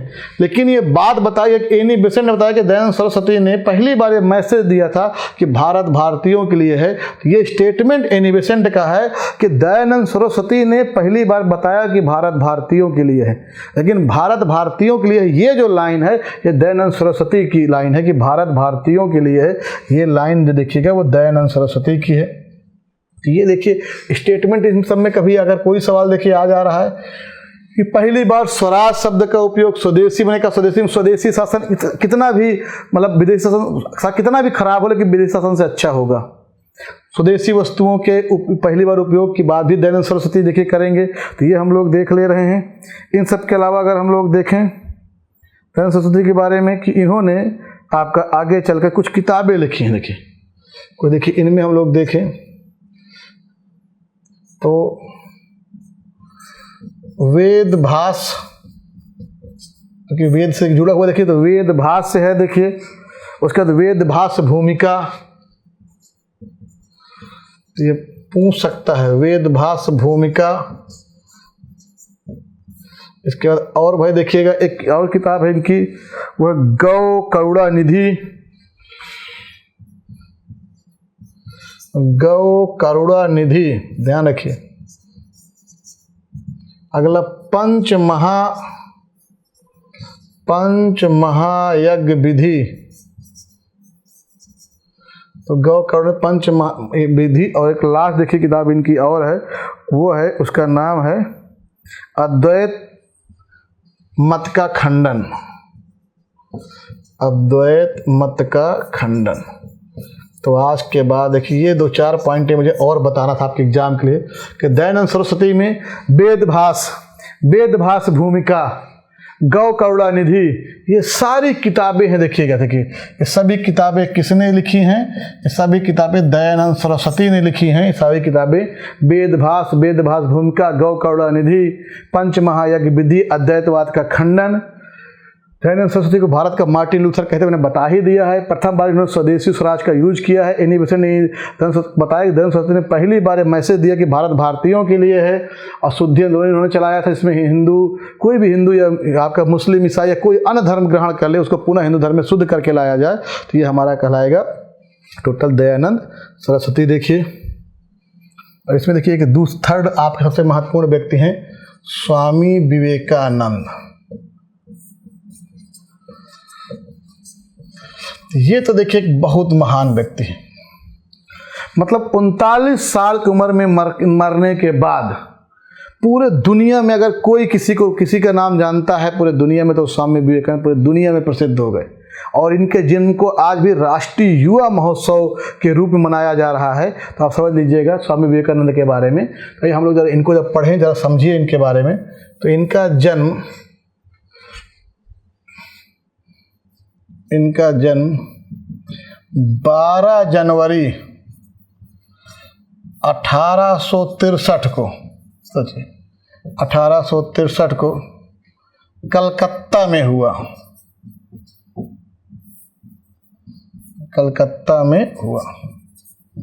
तो इनका जन्म 12 जनवरी 1863 को 1863 को कलकत्ता में हो रहा है। 1863 ईस्वी को कलकत्ता में हो रहा है। और इसीलिए देखिएगा 12 जनवरी को इनके जन्म के उत्सव को, आपका जन्म के उत्सव को राष्ट्रीय युवा दिवस के रूप में पूरे आपका मनाया जा रहा है भारत में। राष्ट्रीय युवा दिवस के रूप में मनाया जा रहा है, ये देख लीजिएगा। अब हम लोग देखें, इनका बचपन का नाम नरेंद्र दत्त था। बचपन का नाम नरेंद्र दत्त था। तो इनके बचपन का नाम नरेंद्र दत्त देखिए रहेगा। और 1880 को स्वामी रामकृष्ण परमहंस के शिष्य बने। तो आज के बाद देखिए ये बहुत इम्पोर्टेंट है, इनको सौभाग्य मिला स्वामी रामकृष्ण परमहंस के शिष्य बनने का 1880 में। 17 साल की उम्र में ये स्वामी रामकृष्ण परमहंस के शिष्य बन गए। और स्वामी रामकृष्ण परमहंस पे थोड़ा सा पहले हम लोग इन पे केयर कर लेते हैं, बाकी तो हम स्वामी विवेकानंद पढ़ेंगे ही पढ़ेंगे। तो देखिए भाई इन पे थोड़ा देखते हैं। इनके संविधान का कि 18 फरवरी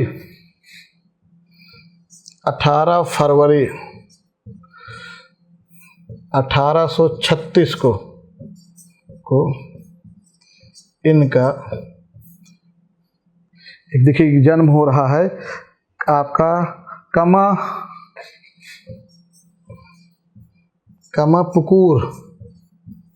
कामापुकूर यानी हुगली, ये हुगली देखिएगा, हुगली में जन्म किनका? आपका स्वामी रामकृष्ण परमहंस का। देखिए इनका जो मूल नाम, ये तो इस नाम जाने जा रहे हैं, इनका मूल नाम गजाधर चट्टोपाध्याय थे। गजाधर चट्टोपाध्याय या चटर्जी,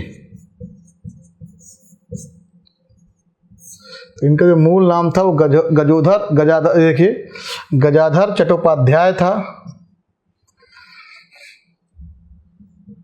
5 वर्ष की अवस्था में, सोच सकते हैं 5 वर्ष की अवस्था। अभी हम लोग केवल पढ़ रहे हैं स्वामी रामकृष्ण परमहंस के बारे में, कोई सवाल अगर कब कुछ पता तो रहे हमको।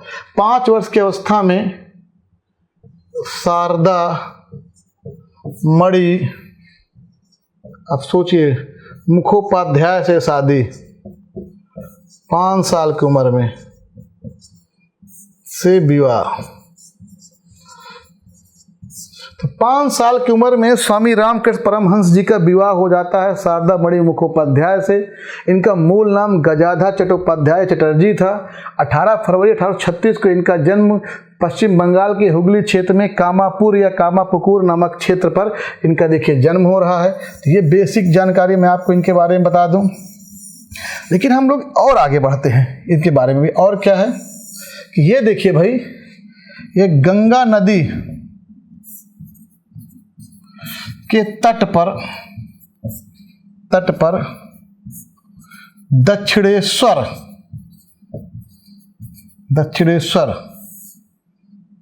में काली माता के ये मंदिर के पुजारी थे। देखिएगा, मंदिर के पुजारी थे, यानी कि स्वामी रामकृष्ण परमहंस जी, ये आपका कि कलकत्ता में गंगा नदी के तट पर एक दक्षिणेश्वर में एक काली माता का मंदिर था, वहीं के पुजारी थे। इसीलिए स्वामी रामकृष्ण परमहंस को देखिएगा, इसीलिए स्वामी रामकृष्ण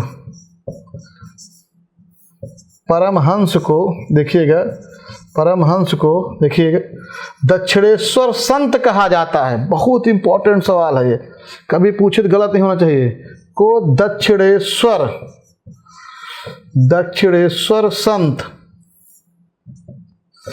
दक्षिणेश्वर संत कहा जाता है, संत कहा जाता है। अभी हम लोग केवल इन्हीं के बारे में पढ़ रहे हैं। कहा जाता है इनको दक्षिणेश्वर का संत कहा जाता है। और कहा जाता है कि इन्होंने देखिएगा स्वामी रामकृष्ण परमहंस जी के जो सिद्धांत थे, जो उपदेश, कुछ भी कहिए, इनके सिद्धांत या जो उपदेश थे, इसमें 3 मेन बिंदु थे। एक तो त्याग, सब कुछ भौतिक सुख त्याग। दूसरा ध्यान लगाना। और तीसरा आपका सेवा था। इन्होंने सेवा को सबसे महत्वपूर्ण बताया था। एक बार स्वामी विवेकानंद से पूछे कि ईश्वर क्या है, तभी उन्होंने जवाब दिया था कि मानव की सेवा ही ईश्वर तो तुम ही हो। उन्होंने जवाब दिया और ये बताया कि मानव की सेवा ही ईश्वर की सेवा है। तब से पूरे रामकृष्ण परमहंस के बाद जो रामकृष्ण मिशन बनेगा, उसका उद्देश्य ही मानव की सेवा हो जाएगी। आज हमें कहीं भी कोई रोगी, कोई वृद्ध, कोई बीमार, ध्यान रखिए, कोई कमजोर, गरीब, भूखा प्यासा मिलता है, रामकृष्ण परमहंस की जो रामकृष्ण मिशन है, उसके लोग जो है वही उन्हीं की सेवा करने को अपना कर्तव्य समझते हैं। उसीलिए उसको रामकृष्ण, आप हम लोग देखें, मिशन की भी स्थापना 1897 में होगी, हम लोग पढ़ेंगे। तो देखिए, सेवा में मानव सेवा ही ईश्वर की सेवा है। ईश्वर की सेवा, मानव सेवा ही ईश्वर की सेवा है। ये सिद्धांत इन्होंने ही दिया था। किसने? स्वामी आपका ये। अब आगे चलकर देखिए, 1800 जो है 86 को कोसीपुर में मृत्यु, 16 अगस्त को होती है डेट, कोसीपुर में मृत्यु। इन्होंने जो बात कही थी, उन्होंने बात कही थी, संसार के सभी सच्चे धर्म ईश्वर की ओर ले जाने का रास्ता बताते हैं। यानी कि स्वामी रामकृष्ण परमहंस का एक स्टेटमेंट है कि संसार के सभी धर्म, देखिए इनका स्टेटमेंट है कि संसार के सभी धर्म, संसार के सभी धर्म, सभी धर्म सच्चे रूप में, अगर उनके सच्चे रूप को हम लोग देखें, पाखंड वाले रूप को सच्चे रूप में ईश्वर की ओर ले जाते हैं, ईश्वर की ओर ले जाते हैं। चाहे जो धर्म होगा उसके हम लोग वास्तविक और सच्चे रूप को देखें तो हमको ईश्वर की ओर लेके जाता है। तो ये देखिए हम लोगों ने देखा रामकृष्ण परमहंस जी के बारे में जो कुछ भी हमको जानकारियाँ, कुछ और फैक्चुअल जानकारियाँ थी, हमने उनको देख लिया। अब कोई भी सवाल अगर स्वामी रामकृष्ण परमहंस में बनता है तो कम से कम हम लोग अब देख सकते हैं। मेन दक्षिणेश्वर के संत के नाम से कौन प्रसिद्ध थे? स्वामी रामकृष्ण परमहंस। ये जो है किसके गुरु हैं? आपका ये गुरु हैं स्वामी विवेकानंद जी के। स्वामी विवेकानंद को इन्होंने त्याग, ध्यान और सेवा, खासकर मानव सेवा के बारे में बताया, और इन्होंने यही बात बताई कि विश्व के सभी जो धर्म हैं वो सच्चे रूप में ईश्वर की तरफ आपको लेके जाते हैं। इसीलिए आप किसी भी सच्चे रूप की, ईश्वर की किसी भी धर्म की पूजा करिए, उसमें कोई आपको अंतर नहीं है। तो ये देख लीजिएगा। अब हम लोग देखिए हम लोगों ने ये 1880 में, अब 1891 ईस्वी में देखिएगा स्वामी विवेकानंद, यानी कि अभी इनका नाम नरेंद्र दत्त है, समझिए बात को। नरेंद्र दत्त ने भारत भ्रमण किया, भारत के भ्रमण में निकले। देखिए ये 91 में भारत के भ्रमण में निकले। कौन? स्वामी विवेकानंद। ये भारत के भ्रमण में निकले और इन्होंने देखा ना, तब जाके इनको वास्तविक रूप से भारत दिखा। अभी यही सलाह देंगे गोपाल कृष्ण गोखले महात्मा गांधी जी को कि पहले आप पूरा रियल भारत देखिए वास्तविक रूप में। तब इनको गरीबी, भूखमरी, ठीक है, को जब इन्होंने देखा तो ये इन्होंने भारत का भ्रमण निकाला। जब ये भारत के भ्रमण में थे, देखिएगा उसी दौरान 1893 ईस्वी में राजस्थान का एक जगह खेतड़ी, बहुत इंपॉर्टेंट सवाल आ रहा है आपके सामने। राजस्थान के खेतड़ी, झुंझुनू के पास में है। खेतड़ी के महाराजा अजीत राज सिंह, कहीं पे अजीत सिंह लिखा है, ने इनका नाम स्वामी विवेकानंद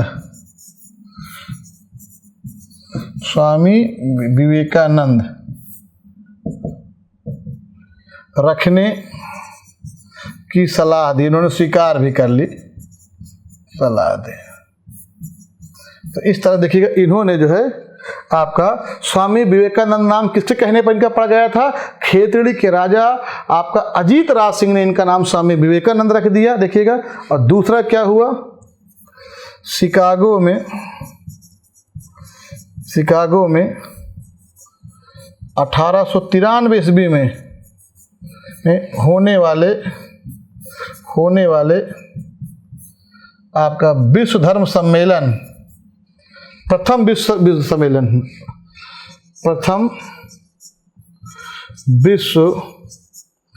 धर्म सम्मेलन में अपने खर्च से हिंदू धर्म की तरफ से, यानी सनातन हिंदू धर्म के प्रतिनिधि के रूप में भेजा।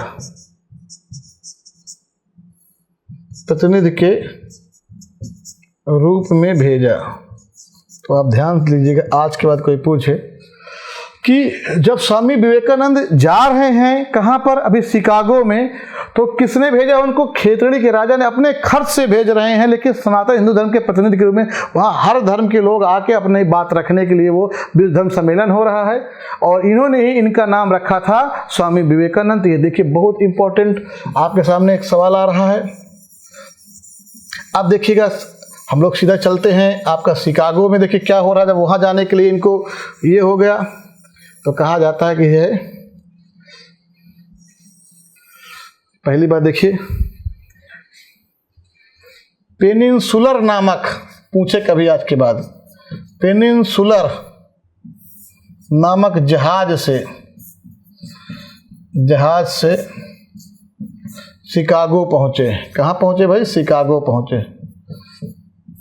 तो पेनिनसुलर नामक जहाज से शिकागो पहुँचे और कहा जाता शिकागो में 11 सितंबर 1893 को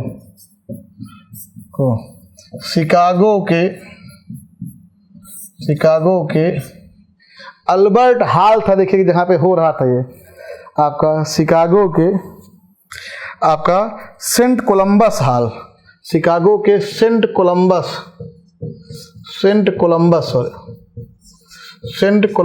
हॉल में होने वाले प्रथम विश्व धर्म सम्मेलन में भाग लिया। सोचिए, अब ये जो सम्मेलन हो रहा शिकागो के सेंट कोलंबस हॉल में, ये जो सम्मेलन हो रहा था, उस सम्मेलन में भाग ले रहे हैं कौन? आपका स्वामी विवेकानंद जी भाग ले रहे हैं। देखिए भाई, इस सम्मेलन में पहले तो इनको एंट्री नहीं मिल रही थी। इस सम्मेलन में अंग्रेज महिला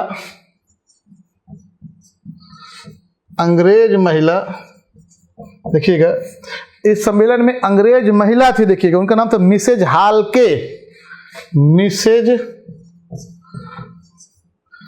हॉल और के द्वारा, देखिए के मतलब वो आपका है, के द्वारा आपका भाग ले पाए, इन्हीं की मदद से भाग ले पाए, वहाँ एंट्री कर पाए थे। और कहा जब भाग लिए तो इनको बोलने का मौका ही नहीं मिल रहा था, क्योंकि इनका कोई नाम जानता ही नहीं था। बहुत दूसरे के बड़े अन्य धर्म के जो बड़े बड़े लोग थे वो सब बोल रहे थे। तो एक अंग्रेज था, उसको अपने धर्म के बोलने के लिए समय दिया गया था, उसी ने अपने समय में से कुछ समय निकाल के इनको दिया। और कहते जैसे ये समय निकाल के दिया और जैसे ये बोलने गए तो इन्होंने सबसे पहले वही जो आज समय में आप लोग सुनते हैं भाइयों और बहनों को वहाँ पर भाषण दिया, इंग्लिश में उन्होंने दिया यद्यपि वहाँ पर। और उसके साथ इन्होंने हिंदू धर्म, उसके दर्शन, उसके आध्यात्मिक स्वरूप और उसके महत्व और समाज की में उसकी जो उपादेयता, इन सब पर इन्होंने बोला। और कहते हैं जब इन्होंने बोला तो इनके ओजस्वी भाषण से वहाँ पर चारों तरफ शांति फैल गई।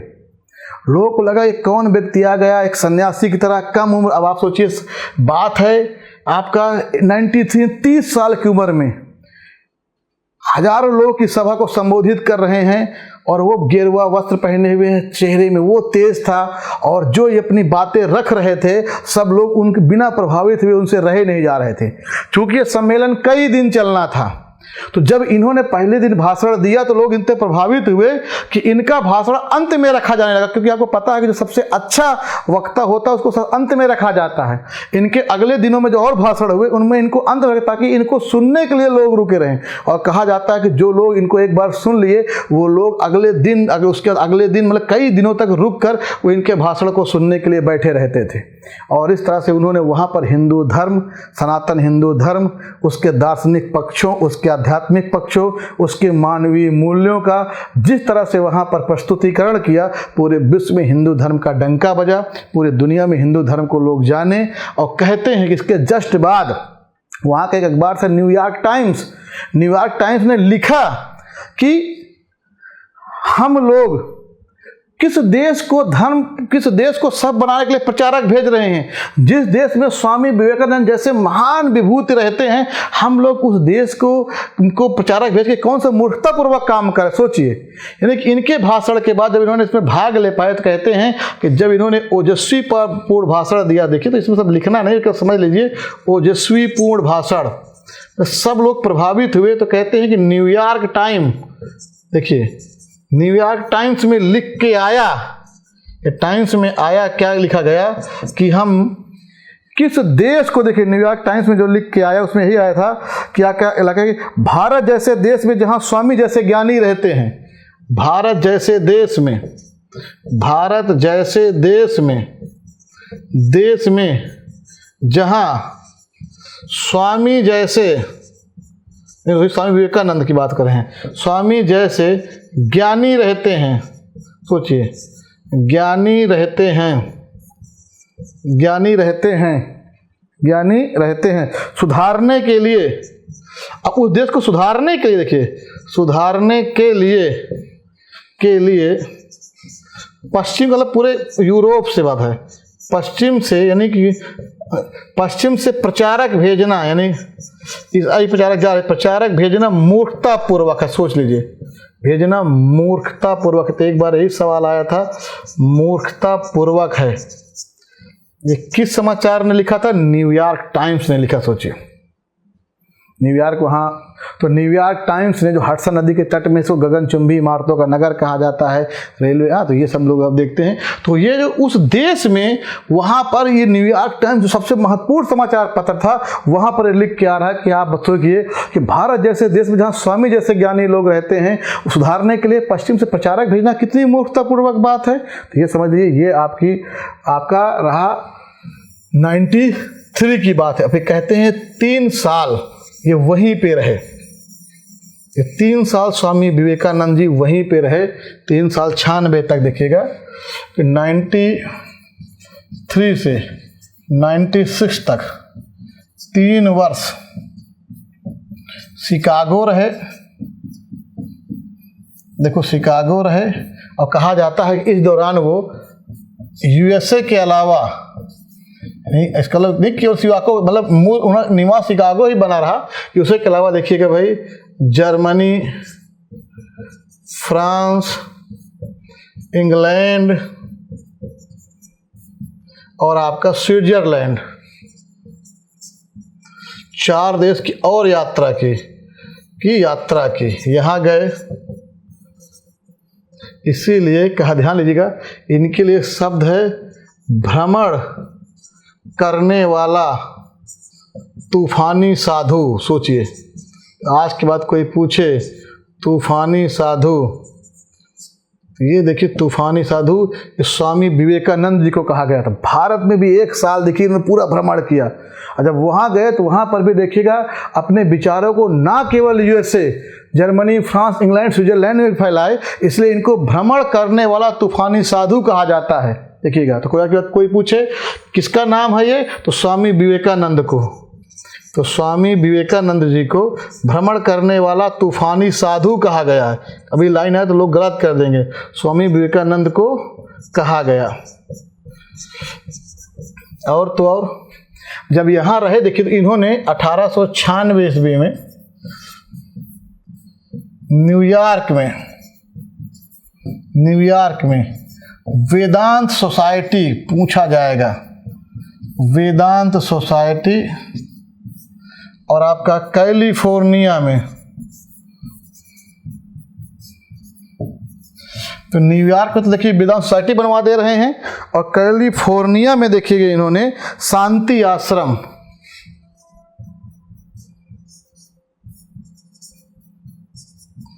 शांति आश्रम की स्थापना। तो पूछे कभी आज के बाद कि न्यूयॉर्क में वेदांत सोसाइटी और कैलिफोर्निया में शांति आश्रम किसने बनाया? स्वामी विवेकानंद जी ने बनवाया। और उसके बाद देखिएगा आगे 1897 ईस्वी में, ठीक है, ये कलकत्ता में, वो अब वापस आ जाएंगे, कलकत्ता में इन्होंने रामकृष्ण मिशन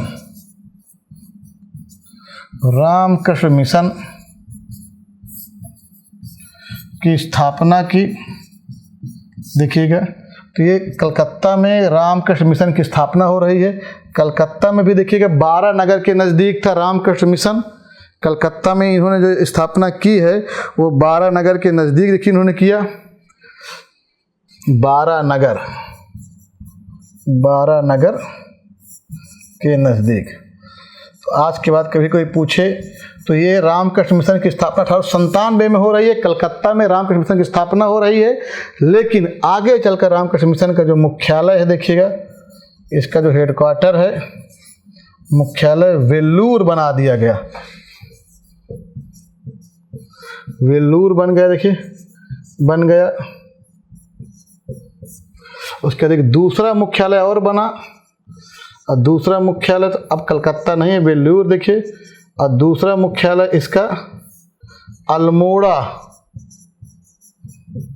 ये उत्तराखंड में देखिएगा, अल्मोड़ा में एक स्थान नाम मायावती, मायावती नामक स्थान पर।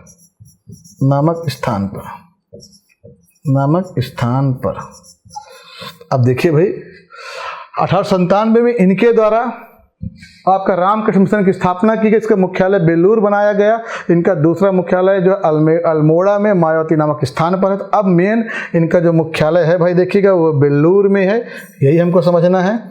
और इस पूरे रामकृष्ण मिशन का वही है, यानी कि त्याग, ध्यान और सेवा, खासकर मानव सेवा। और ये रामकृष्ण मिशन का मुख्य उद्देश्य है कि समाज में कोई भी ऐसा वर्ग रहे जो दुखी है, जो इसमें कोई समस्या है, उसकी उस दुख को, समस्या को दूर करना। तो ये इसका पूरा इस आज के समय में रामकृष्ण मिशन का जो है यही महत्वपूर्ण योगदान है। कि मैं आपको एक एक चीज, इसमें हमारा कुछ बचना नहीं चाहिए। आज के बाद जब आप कभी कोई किताब पढ़ेंगे तो उसमें आप देखेंगे कि सीक्वेंस से हम लोग पूरा कवर कर रहे हैं, तो आपको लगभग सारी चीज़ें कवर हो जाएंगी, कोई सवाल नहीं बचना चाहिए इसमें से। प्रयास हम लोग यही कर रहे हैं कि पूरा एक एक पक्ष हम लोग पूरा जो भी इनसे जुड़ा हुआ चीज़ें किसी भी किताब में कहीं से भी मिल रहा है, हम उसको प्रयास करते हैं कंप्लीट करें। 1899 ईस्वी में देखिएगा, ये पुनः यूएसए गए, तो ये पुनः यूएसए गए। वहाँ पर यूएसए के अन्य क्षेत्रों में उन्होंने अपने मिशन को फैलाया, वेदांत सोसाइटी को फैलाया। और कहते हैं कि 1900 में देखिएगा, 1900 ईस्वी में देखिएगा पेरिस में, कहाँ पर भाई, पेरिस में, 1900 पेरिस में आपका द्वितीय विश्व धर्म सम्मेलन हो रहा है। द्वितीय विश्व धर्म सम्मेलन में भाग लिया। ध्यान दीजिएगा, आज के बाद अगर द्वितीय विश्व धर्म सम्मेलन पूछे तो पेरिस में हो रहा है। पहला कहाँ हुआ था? 7 साल पहले शिकागो में हुआ था, 11 सितंबर को। ये देखिए द्वितीय विश्व धर्म सम्मेलन कहाँ हो रहा है? पेरिस में हो रहा है। और कहते हैं कि 1902 में देखिएगा इनकी मृत्यु हो गई। 1902 में इनकी क्या हो गई भाई? मृत्यु हो गई 1902 में आपका। तो ये देखिए पूरा का पूरा कलकत्ता में इनकी मृत्यु, वो 4 जुलाई डेट था भाई। देखिए अमेरिका का स्वतंत्रता दिवस 4 जुलाई 1902 को इनकी मृत्यु हो गई। स्वामी विवेकानंद जी के बारे में बेसिक जो स्ट्रक्चर है, देखिए हमने लगभग हर चीज़ें कवर कर ली, कोई इसमें से ऐसा सवाल नहीं देखिए जो आज के बाद में बने ना। अब हम लोग इनकी कुछ उपाधियों को ज़रा देख लें, इनकी कुछ उपाधियाँ देख लेते हैं। कुछ देखिए उपाधियों अगर हम लोग देखें स्वामी विवेकानंद जी के बारे में, तो मैंने कहा पहली उपाधि देखिए हम लोग पढ़ा है, भ्रमण करने वाला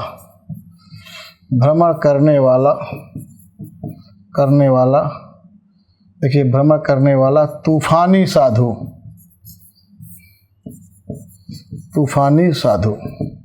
ये उनकी उपाधि थी, भ्रमण करने वाला तूफानी साधु। इसके अलावा देखिए और भी इनमें बहुत सारी उपाधियां हैं।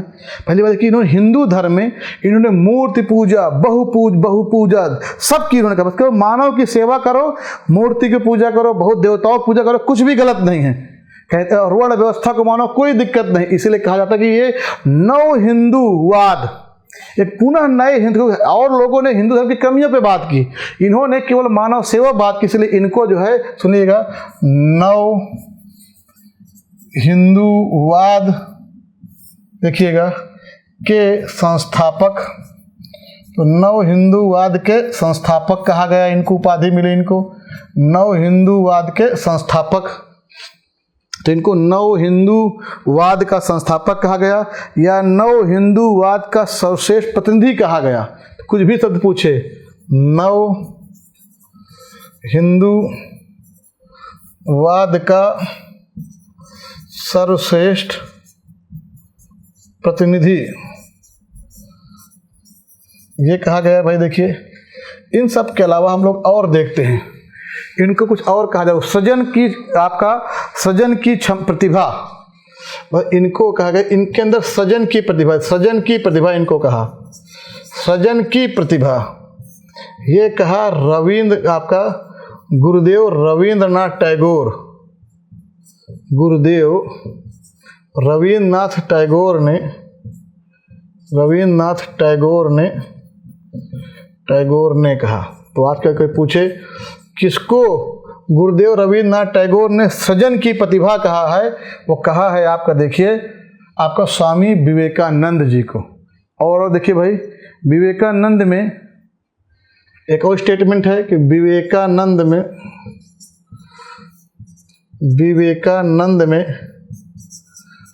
बुद्ध का हृदय, सोचिए ये स्टेटमेंट है कि विवेकानंद में बुद्ध का हृदय, शंकराचार्य की बुद्धि, महात्मा बुद्ध का हृदय था, शंकराचार्य की बुद्धि थी। तो विवेकानंद में देखिएगा, विवेकानंद में बुद्ध का हृदय, शंकराचार्य की बुद्धि, ठीक है, और वे आधुनिक भारत के निर्माता थे, और वे आधुनिक भारत के निर्माता थे, आधुनिक भारत के निर्माता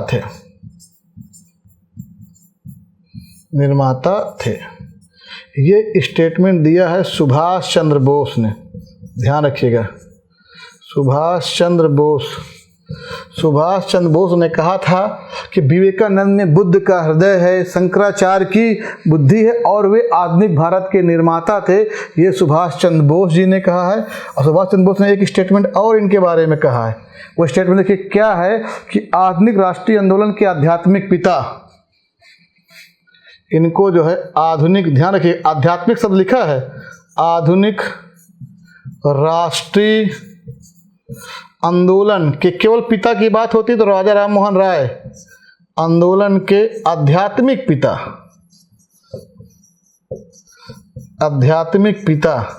ये स्टेटमेंट ही किसका है? सुभाष चंद्र बोस का, आध्यात्मिक पिता का। कोई आपके बाद कोई पूछे कि स्वामी विवेकानंद को आधुनिक राष्ट्रीय आंदोलन के आध्यात्मिक पिता किसने कहा है? सुभाष चंद्र बोस ने। और यदि सुभाष चंद्र बोस ने विवेकानंद जी के बारे में क्या कहा कि इनके अंदर हृदय, बुद्ध जी का हृदय था, महात्मा बुद्ध का हृदय था, इतने दयालु थे, शंकराचार्य जैसी बुद्धि थी, जाकर उन्होंने पूरे दुनिया में अपना नाम दे दिया, ठीक है, और वे आधुनिक भारत के निर्माता थे। स्टेटमेंट सुभाष चंद्र बोस का है। तो उपाधियों में देखिएगा सारे सवाल पूछे जाते हैं, आज के बाद कभी कोई सवाल गलत नहीं होना चाहिए। उपाधि के अलावा देखते हैं भाई और एक दो किताब, इनके साहित्यिक में क्या क्या सवाल पूछे जाते हैं वो देख ले रहे हैं। फिर इनके एक दो स्टेटमेंट है, फिर हमारा पूरा टॉपिक कंप्लीट होगा। अब हम लोग जरा इनके साहित्यिक पक्ष में देखें।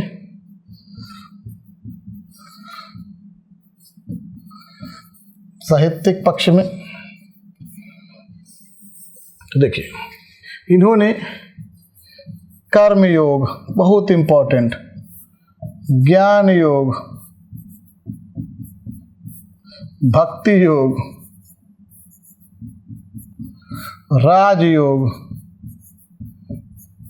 ये सब इनकी रचनाएं हैं। कर्म योग देखिएगा, सारी रचनाएं इनकी हैं। कर्म योग, जो भक्ति के 3 मार्ग हैं, कर्म, ज्ञान, देखिएगा भाई, कर्म है, ज्ञान है, भक्ति है, तो तीनों कर्म, ज्ञान, भक्ति और राजयोग, सब किताबें देखिएगा इनकी हैं। इन सब के अलावा मैं समाजवादी हूँ, बहुत इंपॉर्टेंट किताब है, देखिएगा, मैं समाजवादी हूँ, ये किताब है इनकी। इन सब के अलावा देखिए किताब है, 2 किताब इनकी और हैं। एक तो है मेरा जो है माई मास्टर, सब पूछा जाएगा, देखिए किसकी रचनाएं हैं, माई मास्टर। दूसरा lecture from Colombo, lecture from Colombo to Almora, ठीक है, यानी कि भाई कि अल्मोड़ा। ये देखिए बहुत इंपॉर्टेंट सारी किताब किसकी जो देख रहे हैं, सब ये स्वामी विवेकानंद जी के। बहुत लोग गलत कर देंगे, ये तो कई बार सवाल एग्जाम में आया है। कर्म योग, ज्ञान योग, भक्ति की किताबें स्वामी विवेकानंद। मैं समाजवादी हूँ किस किताब, सब लोग गलत कर देंगे, ये स्वामी विवेकानंद जी की है। My master, lecture from Colombo to Almora, किसकी किताब हो, इनकी हो जाएगी। इसके अलावा इनकी 2 पत्रिकाएं हैं भाई, देखिएगा इनकी 2 पत्रिका हैं। ये तो किताबें हो गई थी, 2 पत्रिका हैं। एक पत्रिका का नाम उद्बोधन है, दूसरे का नाम आपका प्रबुद्ध भारत है। देखिए प्रबुद्ध भारत,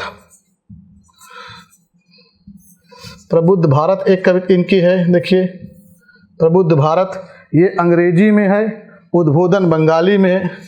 तो इनकी 2 पत्रिकाएं हैं, ये भी कभी पूछ सकता है, उद्बोधन और ये बंगाली भाषा में है और ये अंग्रेजी में है। तो मेरे हिसाब से अगर आप इतना जानते हैं, एक भी सवाल साहित्यिक में अब स्वामी विवेकानंद जी से बचना नहीं चाहिए। ये सवाल कई बार एग्जाम में आ चुका है, ध्यान रखिए, ये सवाल कई बार वेरी वेरी मोस्ट इम्पॉर्टेंट। वैसे ही ये सवाल और भी ज़्यादा वेरी वेरी मोस्ट इम्पॉर्टेंट।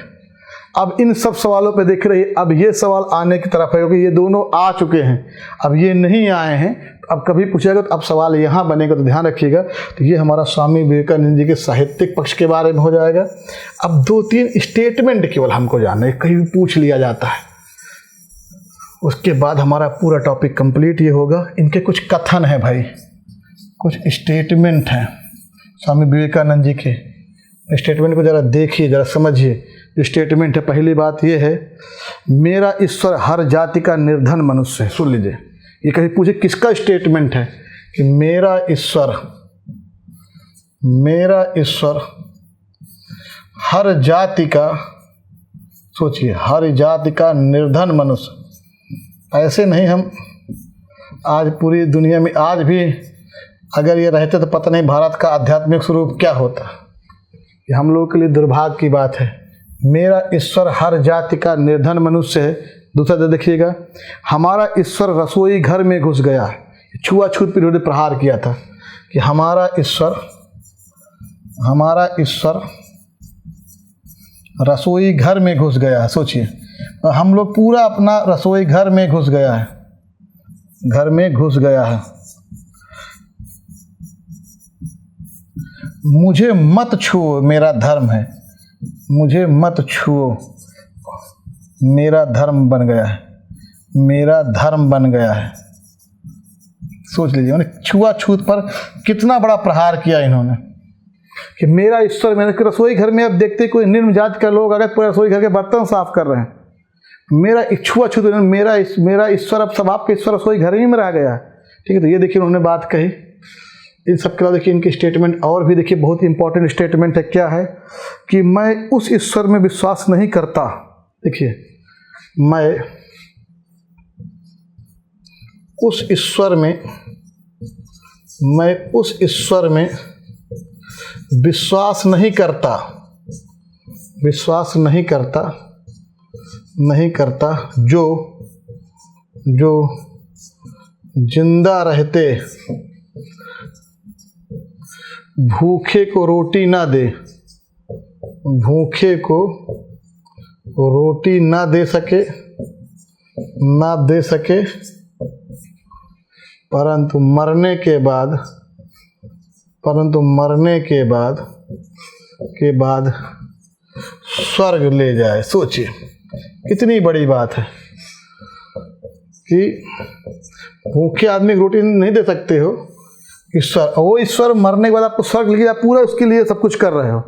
ये देखिए कि तो ये सारे स्टेटमेंट आप पढ़ते ही आपको लगता होगा कि ये सब स्टेटमेंट किसके हैं भाई। देखिएगा, हम मानवता को उस स्तर पर ले जाना चाहते हैं, हम मानवता को उस स्तर पर ले जाना चाहते हैं। देखिए, मानववादी ने कहा उस स्तर पर ले जाना चाहते हैं, जहाँ पर ले जाना चाहते हैं, जहाँ पर ना तो वेद, ना पुराण को उन्होंने कहा था, ना बाइबिल और ना कुरान हो। सोचिए, ना कुरान हो। ये स्टेटमेंट इनका देखिए। महिलाओं को लेकर का एक स्टेटमेंट क्या था, महिला की महत्ता को लेकर, महिला की महत्व को लेकर के स्टेटमेंट क्या था, वो क्या देखिएगा। इन्होंने स्टेटमेंट दिया है कि 500 समर्पित पुरुष के माध्यम से, ये बहुत इंपॉर्टेंट है, पूछा जाता है इंटरव्यू में खूब, 500 समर्पित पुरुष के माध्यम से, अगर मुझे 500 समर्पित पुरुष के माध्यम से देश को 50 वर्षों में, उनका अगर मुझे 500 समर्पित पुरुष मिल जाएं तो मैं देश को 50 वर्षों में, ठीक है ना, सुधारने में लग जाएगा। तो देश को सुधारने में 50 वर्ष लग जाए, सुधारने में, ठीक है। तो देश को सुधारने में, देखिए, सुधारने में 50 वर्ष लग जाएंगे। सुनिए, लग जाएंगे। परंतु 50 औरतें, सोचिए, कुछ समय में, मतलब अब में ही देश को सुधार देंगी। सोचिए, महिला के महत्व में इससे बड़ा कौन स्टेटमेंट हो सकता है कि 500 पुरुष जिस देश सुधारने में 50 वर्ष लगाएंगे, 50 अगर मुझे समर्पित महिलाएं मिल जाएं, सुन लीजिएगा, तो मैं देश सुधारने में कुछ समय में ही देश सुधर जाएगा। क्योंकि भाई देखिएगा, एक तो उनके काम करने गंभीरता, भी सृजन के अंदर उनकी तो क्षमता, जो परिवार में जो संस्कार देंगी, उससे आने वाले समय में बहुत जल्दी देश सुधर जाएगा। तो ये सब स्टेटमेंट किसके हैं? स्वामी विवेकानंद जी के। तो सारे स्टेटमेंट जो मैंने, जो थोड़ा प्रचलित है, मैंने बता दिया, बाकी और कहीं से आपको कुछ मिले तो आप नोट डाउन कर सकते हैं। तो आज की वीडियो में देखिए, हम लोगों ने 3 महत्वपूर्ण पर्सनालिटी, ईश्वरचंद्र विद्यासागर, उसके बाद आपका स्वामी दयानंद सरस्वती जी, और लास्ट में स्वामी विवेकानंद से जुड़े हुए लगभग सभी तथ्यों को, सभी चीज़ों को, कंसेप्चुअल बातें, सारी चीज़ें समझ ली हैं, ठीक है। तो हम लोग, चूँकि देखिए, मेंस पढ़ते थोड़ा हमारा अप्रोच थोड़ा अलग हो जाता है, लेकिन प्रीलिम्स में देखिए सारा नॉलेज अगर आपके पास रहेगा, आप स्वामी विवेकानंद का योगदान पूछे देखिएगा, तो आप किस तरह से मानवतावादी महिला की सोच को लेकर योगदान कुछ भी लिख सकते हैं। देखिए, अब लिख सकते हैं जाति प्रथा को लेकर इनका क्या योगदान है, देखिएगा क्या है, छुआछूत को लेकर, ईश्वर को लेकर देखिए क्या है, महिला को लेकर इनके क्या है। तो ये सब रामकृष्ण मिशन के जो पूरा उद्देश्य है वो सब तो हैं ही। तो ये सब चीज़ देखिएगा। तो इस तरह एक इम्पॉर्टेंट टॉपिक हमने आज कवर किया। इसका तो हमारा नेक्स्ट टॉपिक होगा, अभी और बहुत चीज़ देखिएगा हम लोग। अभी दक्षिण भारत में, खासकर महाराष्ट्र के क्षेत्र में जब हम लोग पढ़ेंगे, तो पहले विश्वरूप शास्त्री के द्वारा 2 समाचार पत्र निकलेंगे, उसके बाद वहाँ पर हम लोग परमहंस मंडली देखेंगे, फिर उसके बाद वहाँ पर हम लोग आगे चलकर जब आगे पढ़ेंगे तो वहाँ पर आपका प्रार्थना समाज देखेंगे, पुनः सार्वजनिक सभा उसके बाद हम लोग सत्यशोधक समाज देखेंगे। मतलब इस तरह हम लोग बहुत, मद्रास में भी हम लोग देखेंगे, वेद समाज देखेंगे 64 में, 78 में हम लोग वहाँ पर राजमुंदरी रिफॉर्म एसोसिएशन देखेंगे आपका मद्रास के क्षेत्र में। बाकी इनके अलावा और पश्चिम बंगाल में यंग बंगाल आंदोलन हम लोग पढ़ेंगे डिटेल में, उसके बारे में हेनरी विवियन डिरिजियो के बारे में, उस पर भी बहुत अच्छे सवालात बनते हैं। और इन सब के अलावा फिर 10-15 छोटे आपका जो उस समय आपका वो हुए हैं, आपका संस्था बने हैं, जैसे मान लीजिए हम लोग जब पढ़ेंगे तो राधाकांत देव की संस्थाएं हैं, धर्म सभा है, इन सब के अलावा हम लोग और बहुत सारे समय हम लोग देखेंगे। तो वहाँ पर आपका देव समाज होगा लाहौर के क्षेत्र में, आगरा में भी हम लोग देखेंगे। तो बहुत सारे संस्थान बनेंगे, हम लोग उनके बारे में पढ़ेंगे कि जो हमारा अगला वीडियो है उसमें हम लोग ये सारा पॉइंट कंप्लीट कर लेंगे, नहीं जो हिंदू धर्म से जुड़ा होगा। फिर जो हमारा भी नेक्स्ट वीडियो इसके बाद होगा वो हमारा भी मुस्लिम है, पारसी हैं, और उन समय धर्म में पढ़ेंगे। फिर उसके बाद समाज सुधार, मतलब समझिए कि अभी हमारा सेक्शन 4 जो हमारा 5 में स्टार्ट हुआ है 8057 वाला, अभी उसमें तो 8057 में हम लोगों ने 4-5 वीडियो देखे, और इसमें देखिए हमारे 2-4-5 इसमें बनेंगे। इसके बाद अभी हमारा किसान आंदोलन है, फिर निम्न जाति आंदोलन है, फिर जनजाति आंदोलन है, फिर मजदूर आंदोलन है। तो ये बहुत इंपॉर्टेंट सेक्शन है, इसमें लगभग 15-20 वीडियो इसी सेक्शन में बनेंगे। लेकिन हमारा एक एक पॉइंट हमको क्लियर करना है, ताकि इसके बाद हमें कहीं से भी कोई भी टॉपिक किसी भी किताब से पढ़ने की जरूरत ना पड़े, हम लोग सब यहीं पर ही कवर कर लें। तो आज हम लोग यहीं तक रखते हैं। तो नेक्स्ट वीडियो में हम लोग इसका जो बाकी बचा हुआ सेक्शन उसको कंप्लीट करेंगे। उसके बाद हम लोग पढ़ेंगे अन्य धर्म, यानी कि मुसलमान, पारसी और धर्म के सुधार में। धन्यवाद।